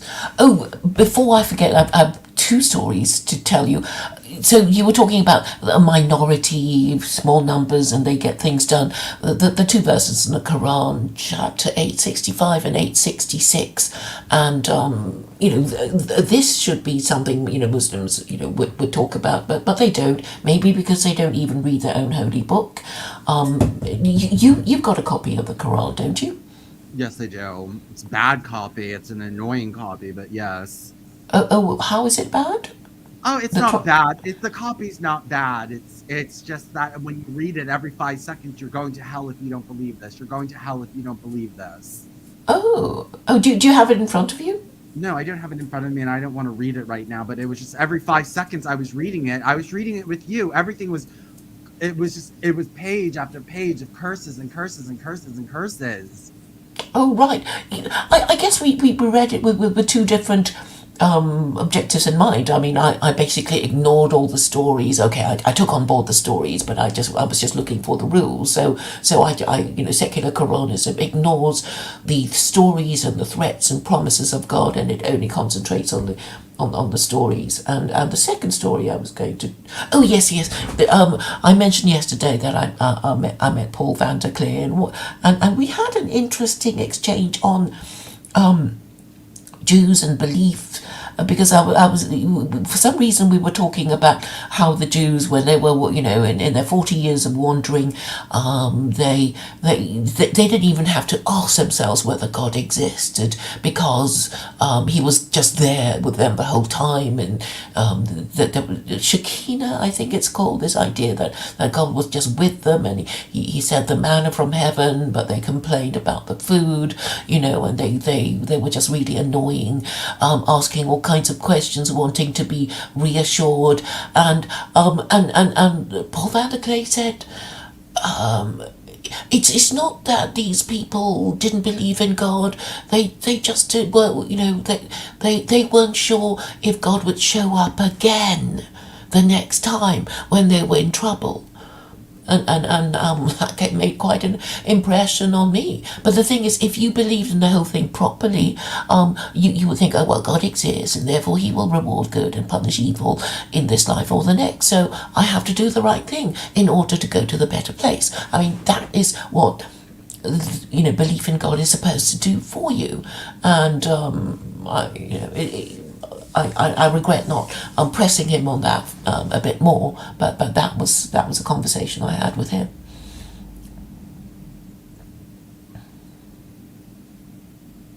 Well, what the fuck is he going to do? I mean, we were talking about him being this Calvinist. He's not a Calvinists are not warriors. Calvinists are not like, and again, it's this Carol Balizet thing, like retreat from the system and become holy in yourself and become a like a righteous man. And that's not how you win. I mean, okay, you have to do that, but on top of that, you have to organize and take over the government. You have to actually do something. It's more than just studying the Bible on your own and going to the gym. You have to do way more than that. You have to organize, and you have to organize for the power, for the purpose of changing government. You can't just do like Carol Balizet says, where it's like, well, leave Caesar's things to Caesar and just drop out of the government and become a good person, like MGTOW. You know what I mean? Like I'm so glad that they do that now. I used to hate it because I wanted white men to do better and things like that. But yeah, good. Go do MGTOW. Drop out of the dating scene. Don't get married. Don't have children. Don't be with a woman. Don't socialize with women. Don't understand how they think so that you can get better at it. Just drop the fuck out. You know what I mean? Good. But these Calvinists are going to do the same thing. I mean, like drop out of mainstream society and focus on reading the Bible. You have to do more than read the Bible. I mean, Yeah, Muslims yeah. I mean, they talk about the Benedict option again. It's like you what's you the mean benefit you option? mean more white flight, and somebody said, oh well, that's the more uncomplimentary aspect of this idea of retreat. Because I mean, people sell holidays to retreats now, don't they? You know, this is a spiritual retreat. For if the world gets too much for you and all that sort of crap. But it just means running away, which is unsustainable because the more you run away, the more they come forward. No, it used to drive me crazy. Fine. You think Christianity is the end?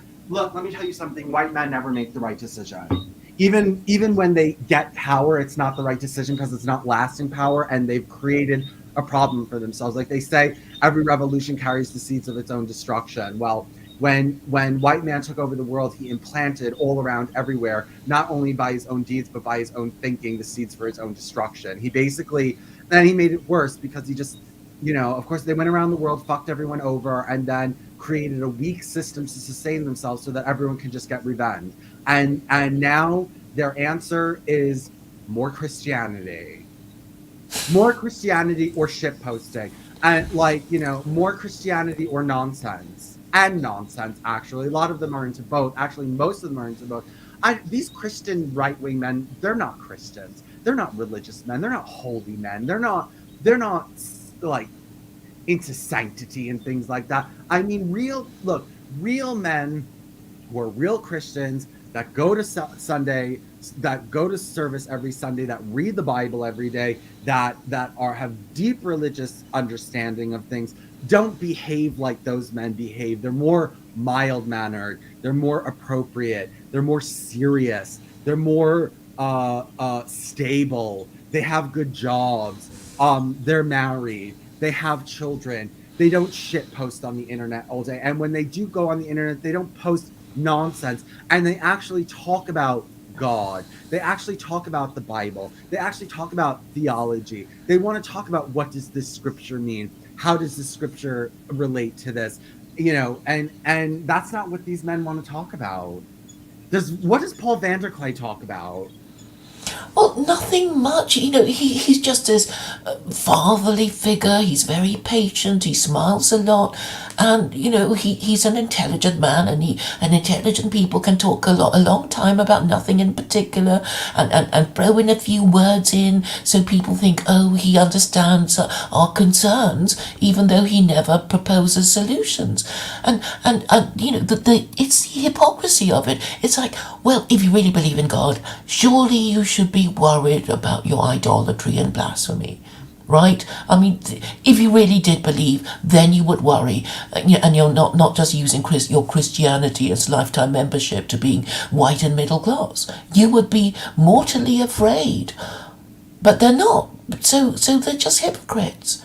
And the others just want to not talk about the Trinity, because I know, he actually refuses to talk about the Trinity. Who is this asshole that you made me go view yesterday and went on his show? His name on Twitter is Go Gotten, but it says for Go Gotan. Well, I'm afraid it was a very long stream. I haven't even found out where it was, but somebody was talking about the no height laws. And Yes, somebody was talking, and I was so excited, and then it just went on and on. I wouldn't even know where to find it now. I went in there and I started talking to them, and Oh, this, wow. this guy, he's another.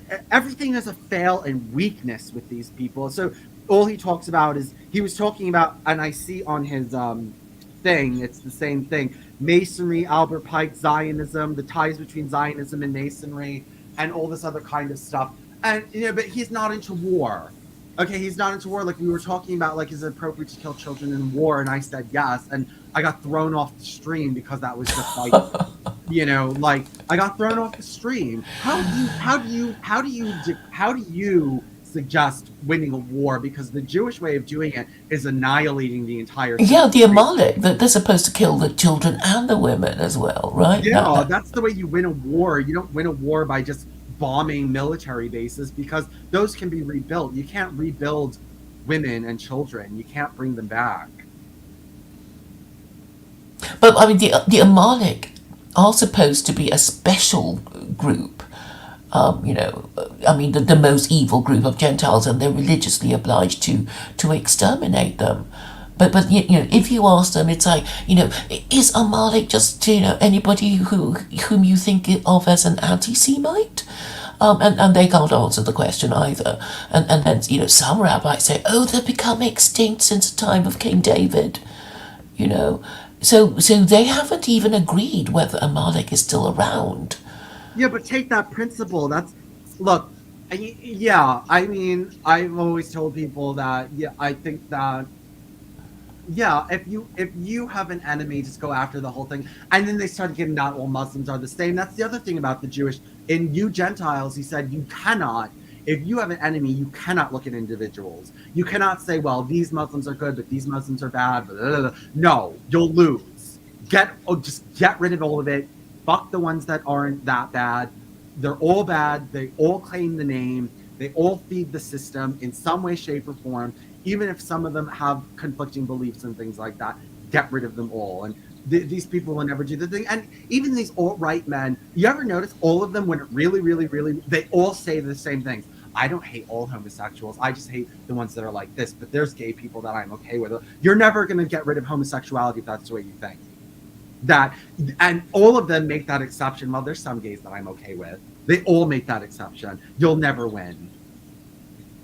Well, I mean, you can win by saying, well, it will have to be made into a sexual offence, but, even if you're gay, nobody's going to come after you if you don't get caught cottaging, which is the thing that triggers the offence in the Quran anyway.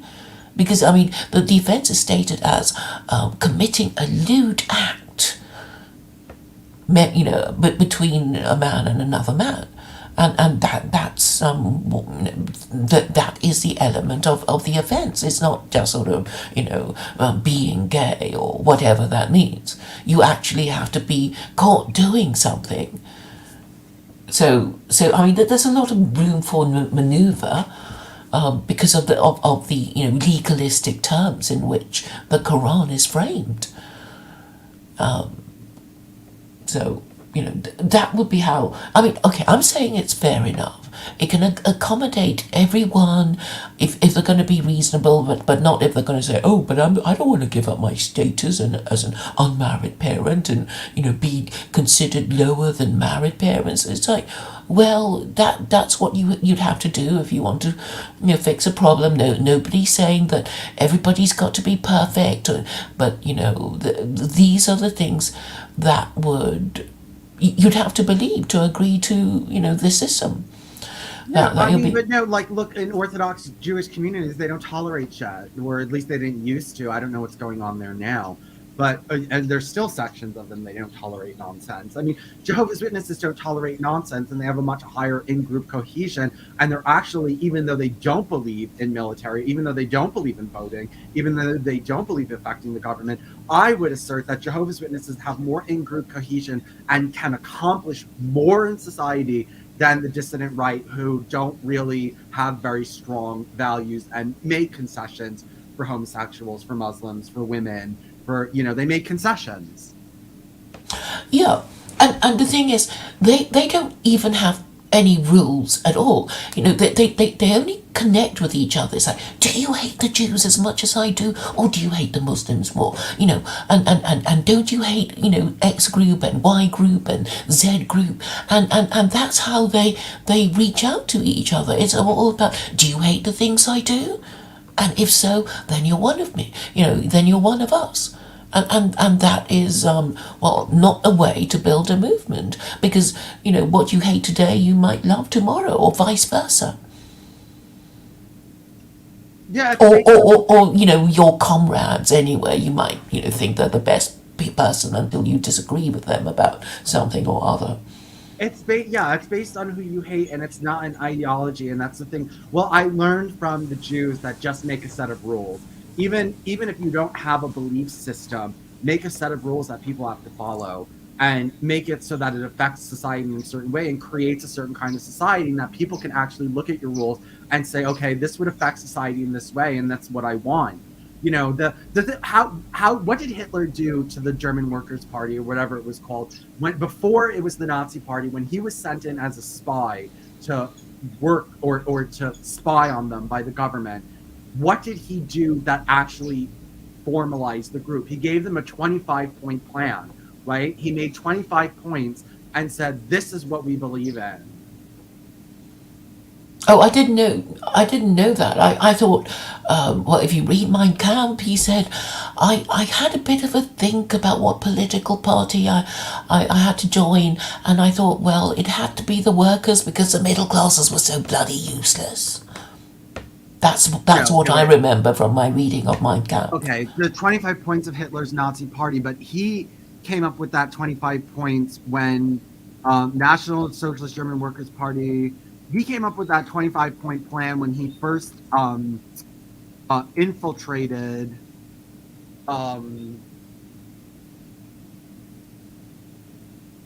let me see if I can find the name of the party that he infiltrated. Hitler presented the program at the beer hall in Munich, Germany. Okay. Anyway, that's how he organized them. That's what got them going. He came in and systematized it. These men, not only they can't systematize, they don't have a coherent universal belief system among them. They don't want to systematize. They don't want to be serious, Claire. No, I know. They just want to LARP.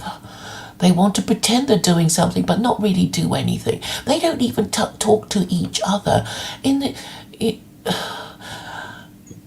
they just want to be, left alone to agree with each other and kick out the people that might stumble, into their group and feel superior because they managed to expel some, individual. They're not intellectuals, and if they were, they would want to reason their way through to the solution, because all they care about is I want to maintain my status as leader of the group, and if I say X, Y, or Z, I'm going to forfeit my popularity and support for, but by these people, because I know that if I promote secular Quranism, they're going to hate it, and then they're going to lose subscribers and viewers, and that's how they think. They think in a very short-term way. They think yes, and well, but the thing is, like they always tell me, like they're always like, even they always tell me, I'm like, well, I don't get that many subscribers, I don't get that many viewers, and things like that, and they're like, well, you need to add this shit and that shit, and they were like, well, your system will do so much better if you add all this voodoo to it, literally, and Well, what do you mean by voodoo? A well, they're like voodoo? they're like your system has no spirituality. You need to add some weird deranged like ideology in there, like Carol Balizet. I would get honestly with actually I did get a somebody did post on my I posted an article on Carol Balizet on my Facebook, and someone said there's plenty of Christian faith healers and they do really well. Carol Balizet just gives them a bad name. Like they would fall for Carol Balizet more than me. I mean that there are in the alt right. If I gave them my program and hers, she would have a lot more followers. I think the people who find these cults appealing is that they just want to be part of a tribe, and they want to know their leader, and they want their leader to know their names and they speak of them in a way that shows they know them and stuff, and that is worth paying the price for. That they just want to feel that somebody who's in charge knows them as individuals and will look after them, or promises to, and that is what gives them spiritual comfort. Well, some national leader who's prime minister or president is just not going to do it. I mean, but that's well. The thing is that these men in the dissident right are not going to listen to anything intellectual. And as soon as you did bring it up on your stream, like Stephen J. James wouldn't even let me take 3 minutes, not even 3 minutes of his time to explain very quickly why the Earth is round and not flat, because he felt as though it would lose him viewers. Yeah, because I he's mean, monetized now, right? So it, so he has well, different considerations. well, the point is that he knew very well that if I showed any diagram or any graph or any calculation on his stream, that people would turn off. He just, people, the alt right will just disconnect if you talk about anything except for trash and trash talk and blood sports and these types of things. They'll just stop listening to you, like they stopped listening to me because I stopped bringing assholes on my channel to talk about nonsense, and I actually started talking about things that mattered, and I lost all my friends. Yeah, but And they I all mean, know that, that would happen to each other. Go into their chat groups. Like all of their retorts are 3 words. They don't write anything more than 5 word sentences. They never talk about anything of any substance. It's all troll after troll after troll after joke after joke after joke after meme after meme after gif. You know what I mean? And talking in gifs. There's no like real talking. Everything is a picture. You know, it's just like these people are useless. yeah, I'm afraid, Stephen J. James panders to these people, and he wants to keep the monetization, and he wants to get more viewers. I mean, he will occasionally indulge a bit of theology and politics, but oh, but the tone he takes towards us, like, oh, you're boring the viewers now, you're boring these people who hate you talking about whatever we're known for talking about. But that's his thing. I mean, like, I'm a regular guy, and I'm not going to think too hard about it. I still believe in America. This is the attitude that Joel Davis. Do you know him?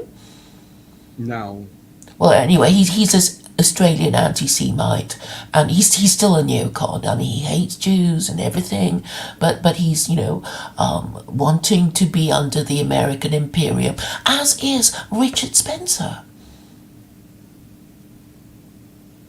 because I think they've worked out that if you want to be part of the mainstream political establishment, you have to support neoliberalism and neoconservatism, and you have to be okay with feminism and gay rights, and that's those would be the 5 pillars of it doesn't even have a name. Our unofficial moral system.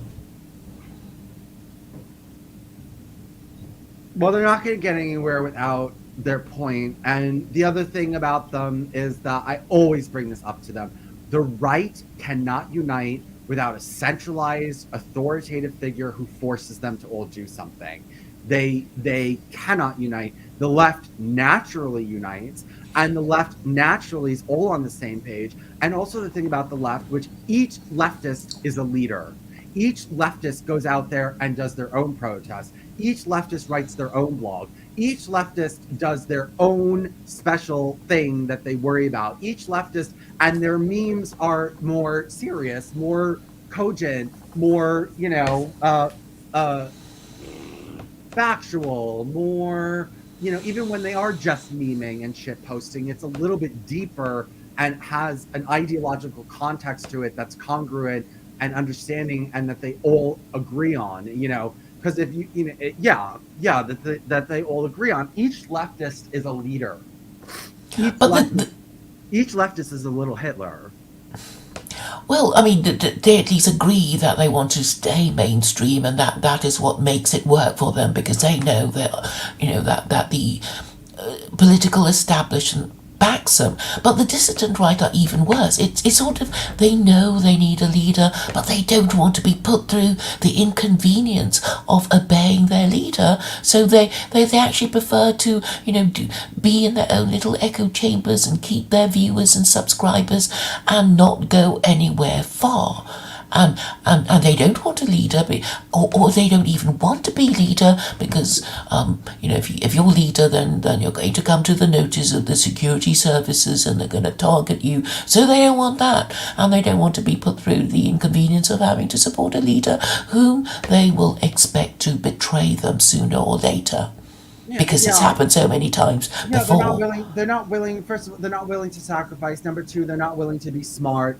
And you can be a leader, I mean, and not get arrested. And you can say things and not get arrested. There's a way to go about things. There's a way to write things. There's plenty of writers and plenty of leaders who are out there that don't get arrested or harassed by the FBI because no, they're not. They don't.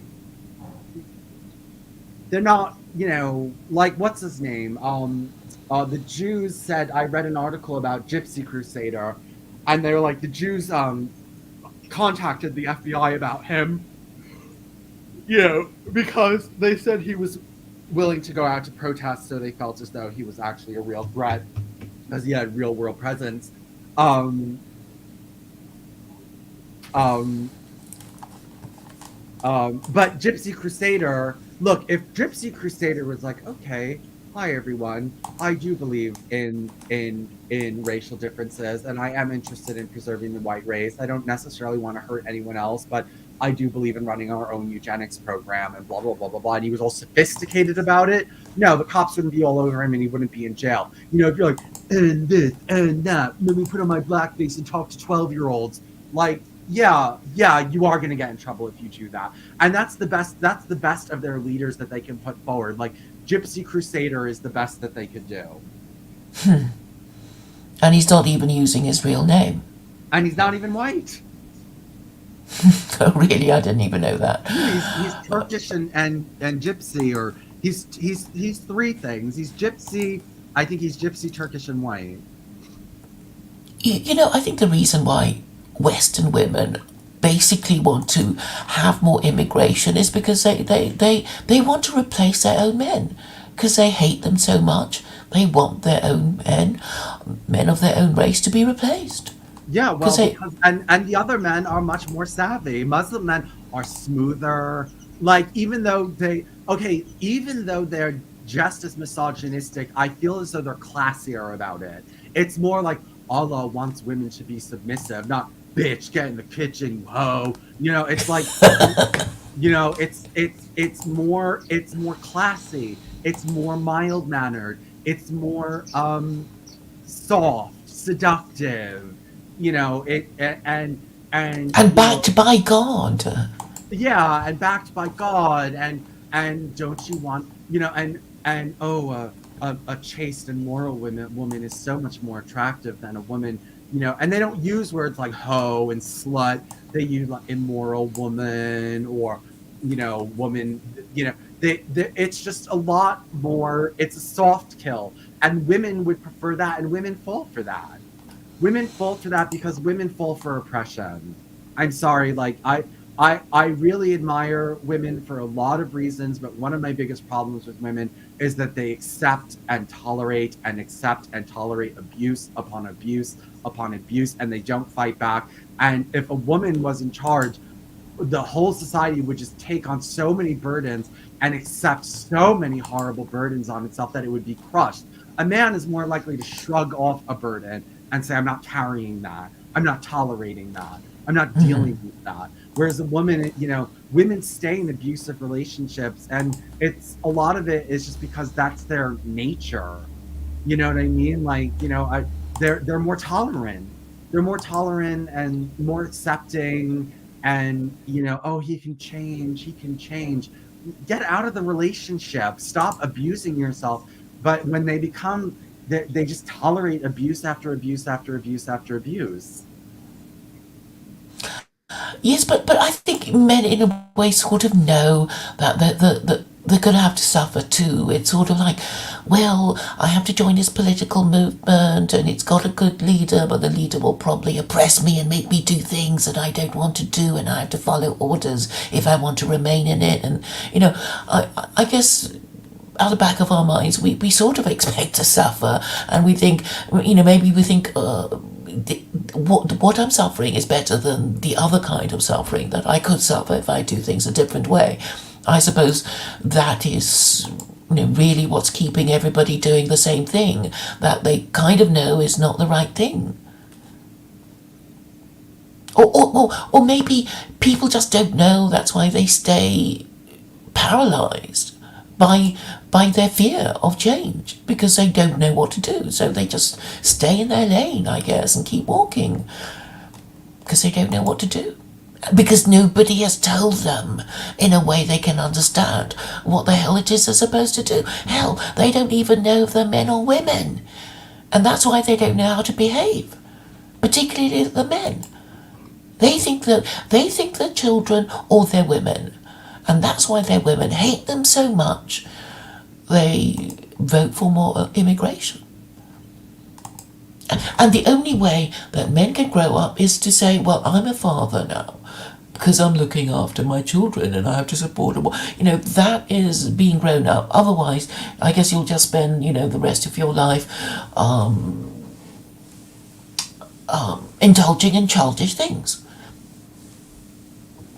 I think there's a verse in the Bible, isn't there? The time has come to put aside childish things. Something like that.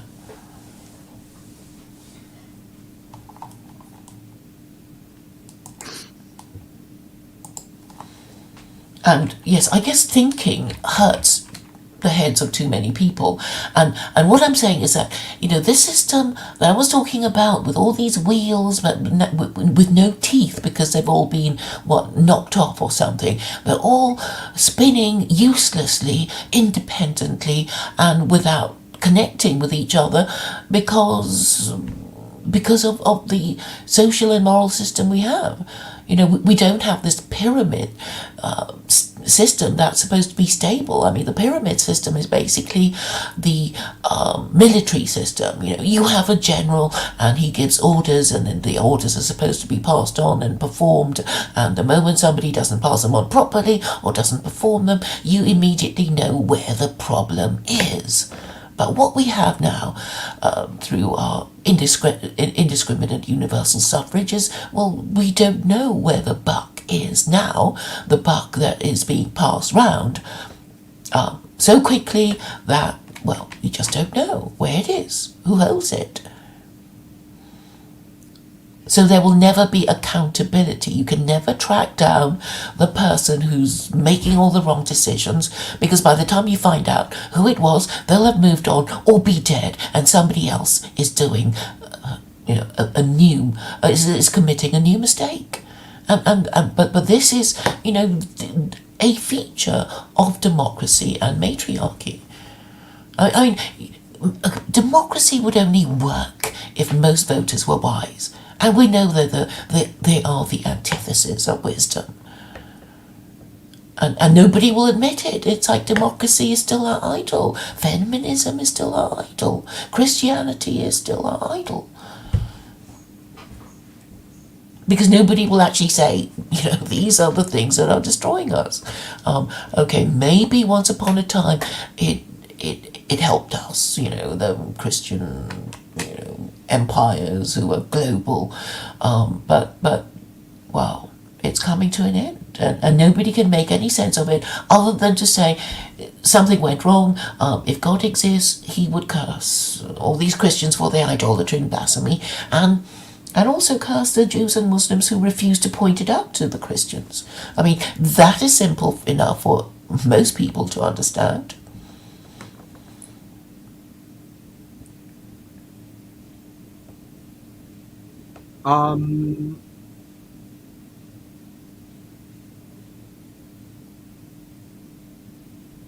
Yeah, none of these things are gonna go.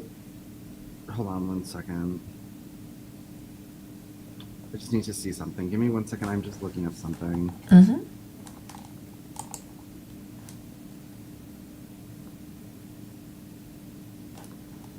I just want to see something. Okay, actually. Okay, good. Never mind. Well, I find our conversations helpful anyway, because you're actually engaging with what I'm saying, and you understand it and you build on it. Unlike the people who, you're saying something I don't like, you better go now.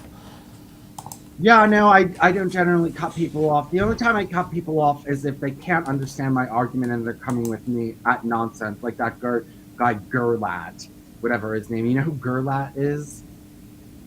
It rings a bell. Somebody on Twitter? Somebody on Telegram, Gerlat. Oh, and, yeah, I never go there because it's so depressing. Yeah, his name is Gerlat, and he's just an idiot. And I talk about something and he comes back and he doesn't even understand what I said, and his response is just utter fucking nonsense, and it's the opposite of what I was talking about. So, I kind of have. Well, I think you should go on Spaces a bit more, because I'm on now. Yeah, because I'm really looking forward to that 8-hour one that you were on. So you were actually on it. So that's for a short great. period of time, but I got thrown off after 3 minutes for talking about war and killing children in war. Let me go use the bathroom. I'll be right back. Okay. I think it's the one called Everything Important. And, well, it's nearly 9 hours, 8 hours, 40 minutes. But 376 people tuned in. And I'm sure, I can check if Vincent acquired more followers. Well, he's got 6. He's got 6 at the moment.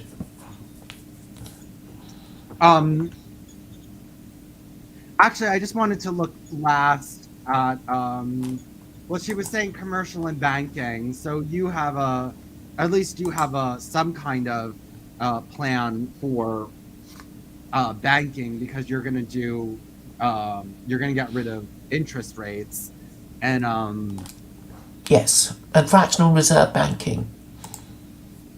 fractional reserve banking. What she has to say. I was looking at it a little bit.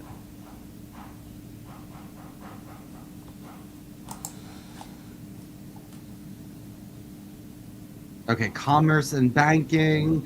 God provides for everything, so she has a little bit of that nonsense.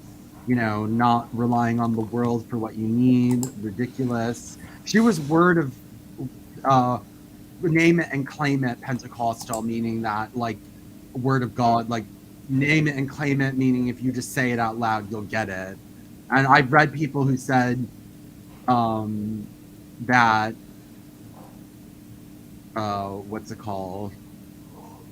They're like, I'm surprised she didn't advocate just going outside and praying for your house and food to arrive. You know what I mean?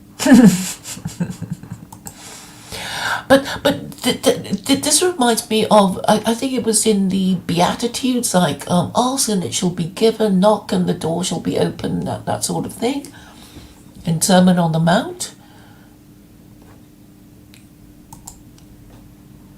Is it? I imagine that would ring a bell. Well, I don't know what you just said, but I'm just looking through this, and it seems like she's, be content, get out of debt. Let's see if there's anything about interest.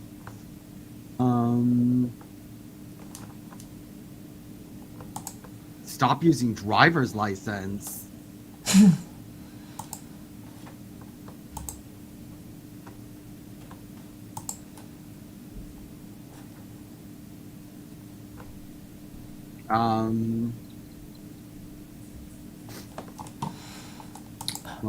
Okay, the verse I'm thinking of, what you said made me think of a verse, and it is this Matthew chapter 7, verses 7 to 8, and it says, ask and it shall be given, seek and you shall find, knock and it shall be opened unto you. For everyone that asketh receiveth, and he that seeketh findeth, and to him that knocketh it shall be opened. So the idea is, like, it's already there. What you want is already there, but you're just too stupid to know it. And I can't even remember what you said that made me think of it now. She does talk about lending money at interest, but she's okay. It seems as though she's okay with it, because she says, how high can the interest go before it becomes usury? So, that's Calvinistic, isn't it? Because Calvin was the one who said it's okay to lend on interest, but if it's a low rate. That was why Calvin was so popular. I mean, why else? I mean, he has such a gloomy worldview that you think, why would anyone even go for his stuff, until you realise that he was the theologian who said usury is okay. Or it's not usury if you charge a low rate of interest. And that is another important aspect of Christianity that Christians don't know about. I mean, I didn't realise about, that was a role of Calvin until, well, a few years ago. Because Martin Luther was adamant that Christians must not practice usury. But I mean, it has taken, all these centuries for the effect of usury to play out.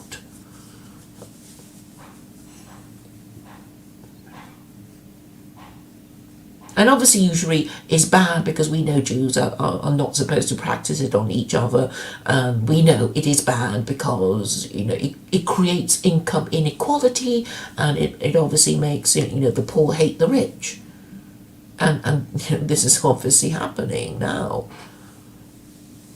That there are some people so far above us that you know they they regard us as ants in terms of our income. And that's why they think they can buy our politicians and make them do anything, and our politicians will continue obeying their orders as long as they're, getting what they want from these, super billionaires.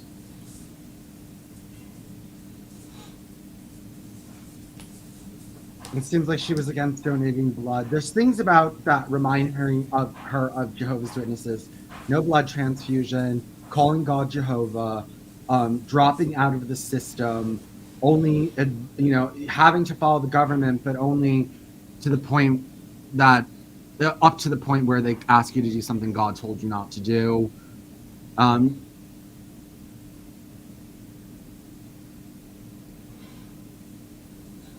Yeah. Um, yeah, she does remind me of a Jehovah's Witness in some ways, and I mean, she's obviously had a look at all the other, fringe groups of Christianity, and amalgamated the beliefs of Pentecostalism and Seventh Day Adventism and all the others, and she's just given us her pick and mix list of Christianity. I mean, she still identifies as Christian, doesn't she? yes, Yeah, so she's using the brand of Jesus to give herself moral authority. I mean, cult leaders instinctively sense it. It's like, well, people are not going to just agree with me just because I speak the truth. I have to invoke something more than, little old me. yeah, I mean that was the reason for the divine right of kings. Obviously, in pre-Christian Europe, they obviously had their own, pagan gods and, whatever. And I guess what the Catholic Church did was to say to these barbarian kings, like, well, you could be running your country a bit better with our religion, from the eternal city of Rome, where your conquerors used to come from. And I guess, one by one, all these barbarian kings of Europe accepted the bargain of the Catholic Church and Christianized themselves. But I mean, if you look at the history of the Catholic Church, I mean, it was really oppressive. I mean, like William Tyndale, I mean, all he did was translate the Bible, so that English people could read it in their own language, and he was burnt at the stake by Henry VIII. yeah. It's really sinister. I mean, forget all the bad things they did to Jews and Muslims. What do they do to each other? I'm sure the numbers of Christians who killed each other over some, theological dispute that we don't care about, far exceeded the numbers of Jews and Muslims they killed. I mean, do you know anything about the Anabaptists? Not much. Not much. Not much. Well, I guess they would be I mean, they be the ancestors of, the Baptists, and Baptists are basically people who say, well, it doesn't count. Infant baptism doesn't count because, as infants, we didn't know what we were getting when our parents christened us. And, we need to know what it's really all about, this Christianity thing and Trinity and whatever. And I think the confirmation ceremony for Catholics and Anglicans is a nod to those people, because those people who said, well, we'd like to be baptized when we're old enough to understand what the hell is going on about the Trinity and everything, and they were basically burned at the stake, and Anabaptists were the people. Okay, it means baptized again. And so they were laughed at for wanting to be baptized again. And it was only in the last few years that I discovered the difference between pedo baptism and creedal baptism. So the creedal baptism is like you know what you're getting yourself into when you say you're Christian. But really, these are imitations of Jewish rituals. So you can look at baptism as the Christian form of male circumcision, and the confirmation ceremony as their bar mitzvah.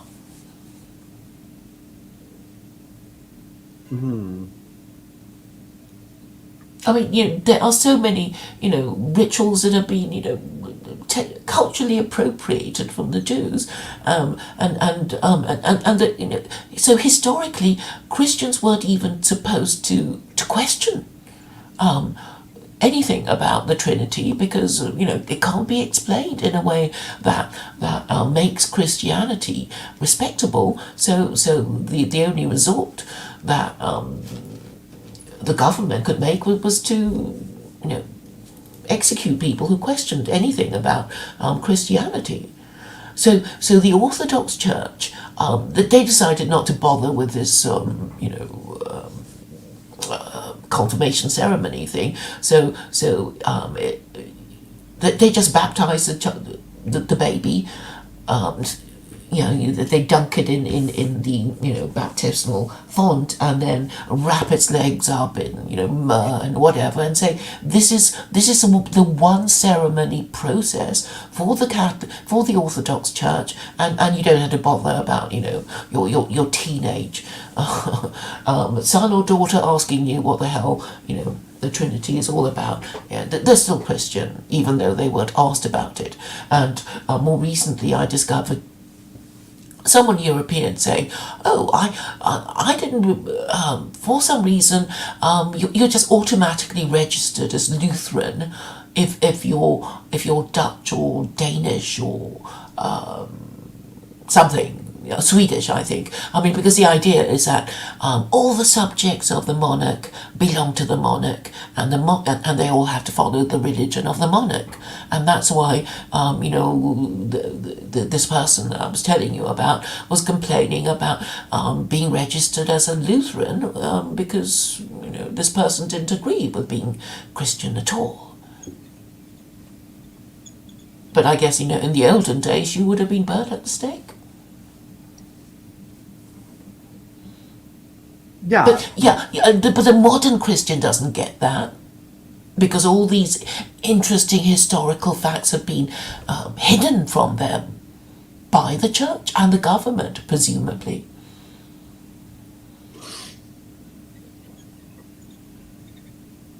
I mean, I just can't believe people are just so stupid and immoral that this is the system that they created. And they want it to carry on. They want to return to to their folly. I mean, this is verse in the Old Testament. How does it go?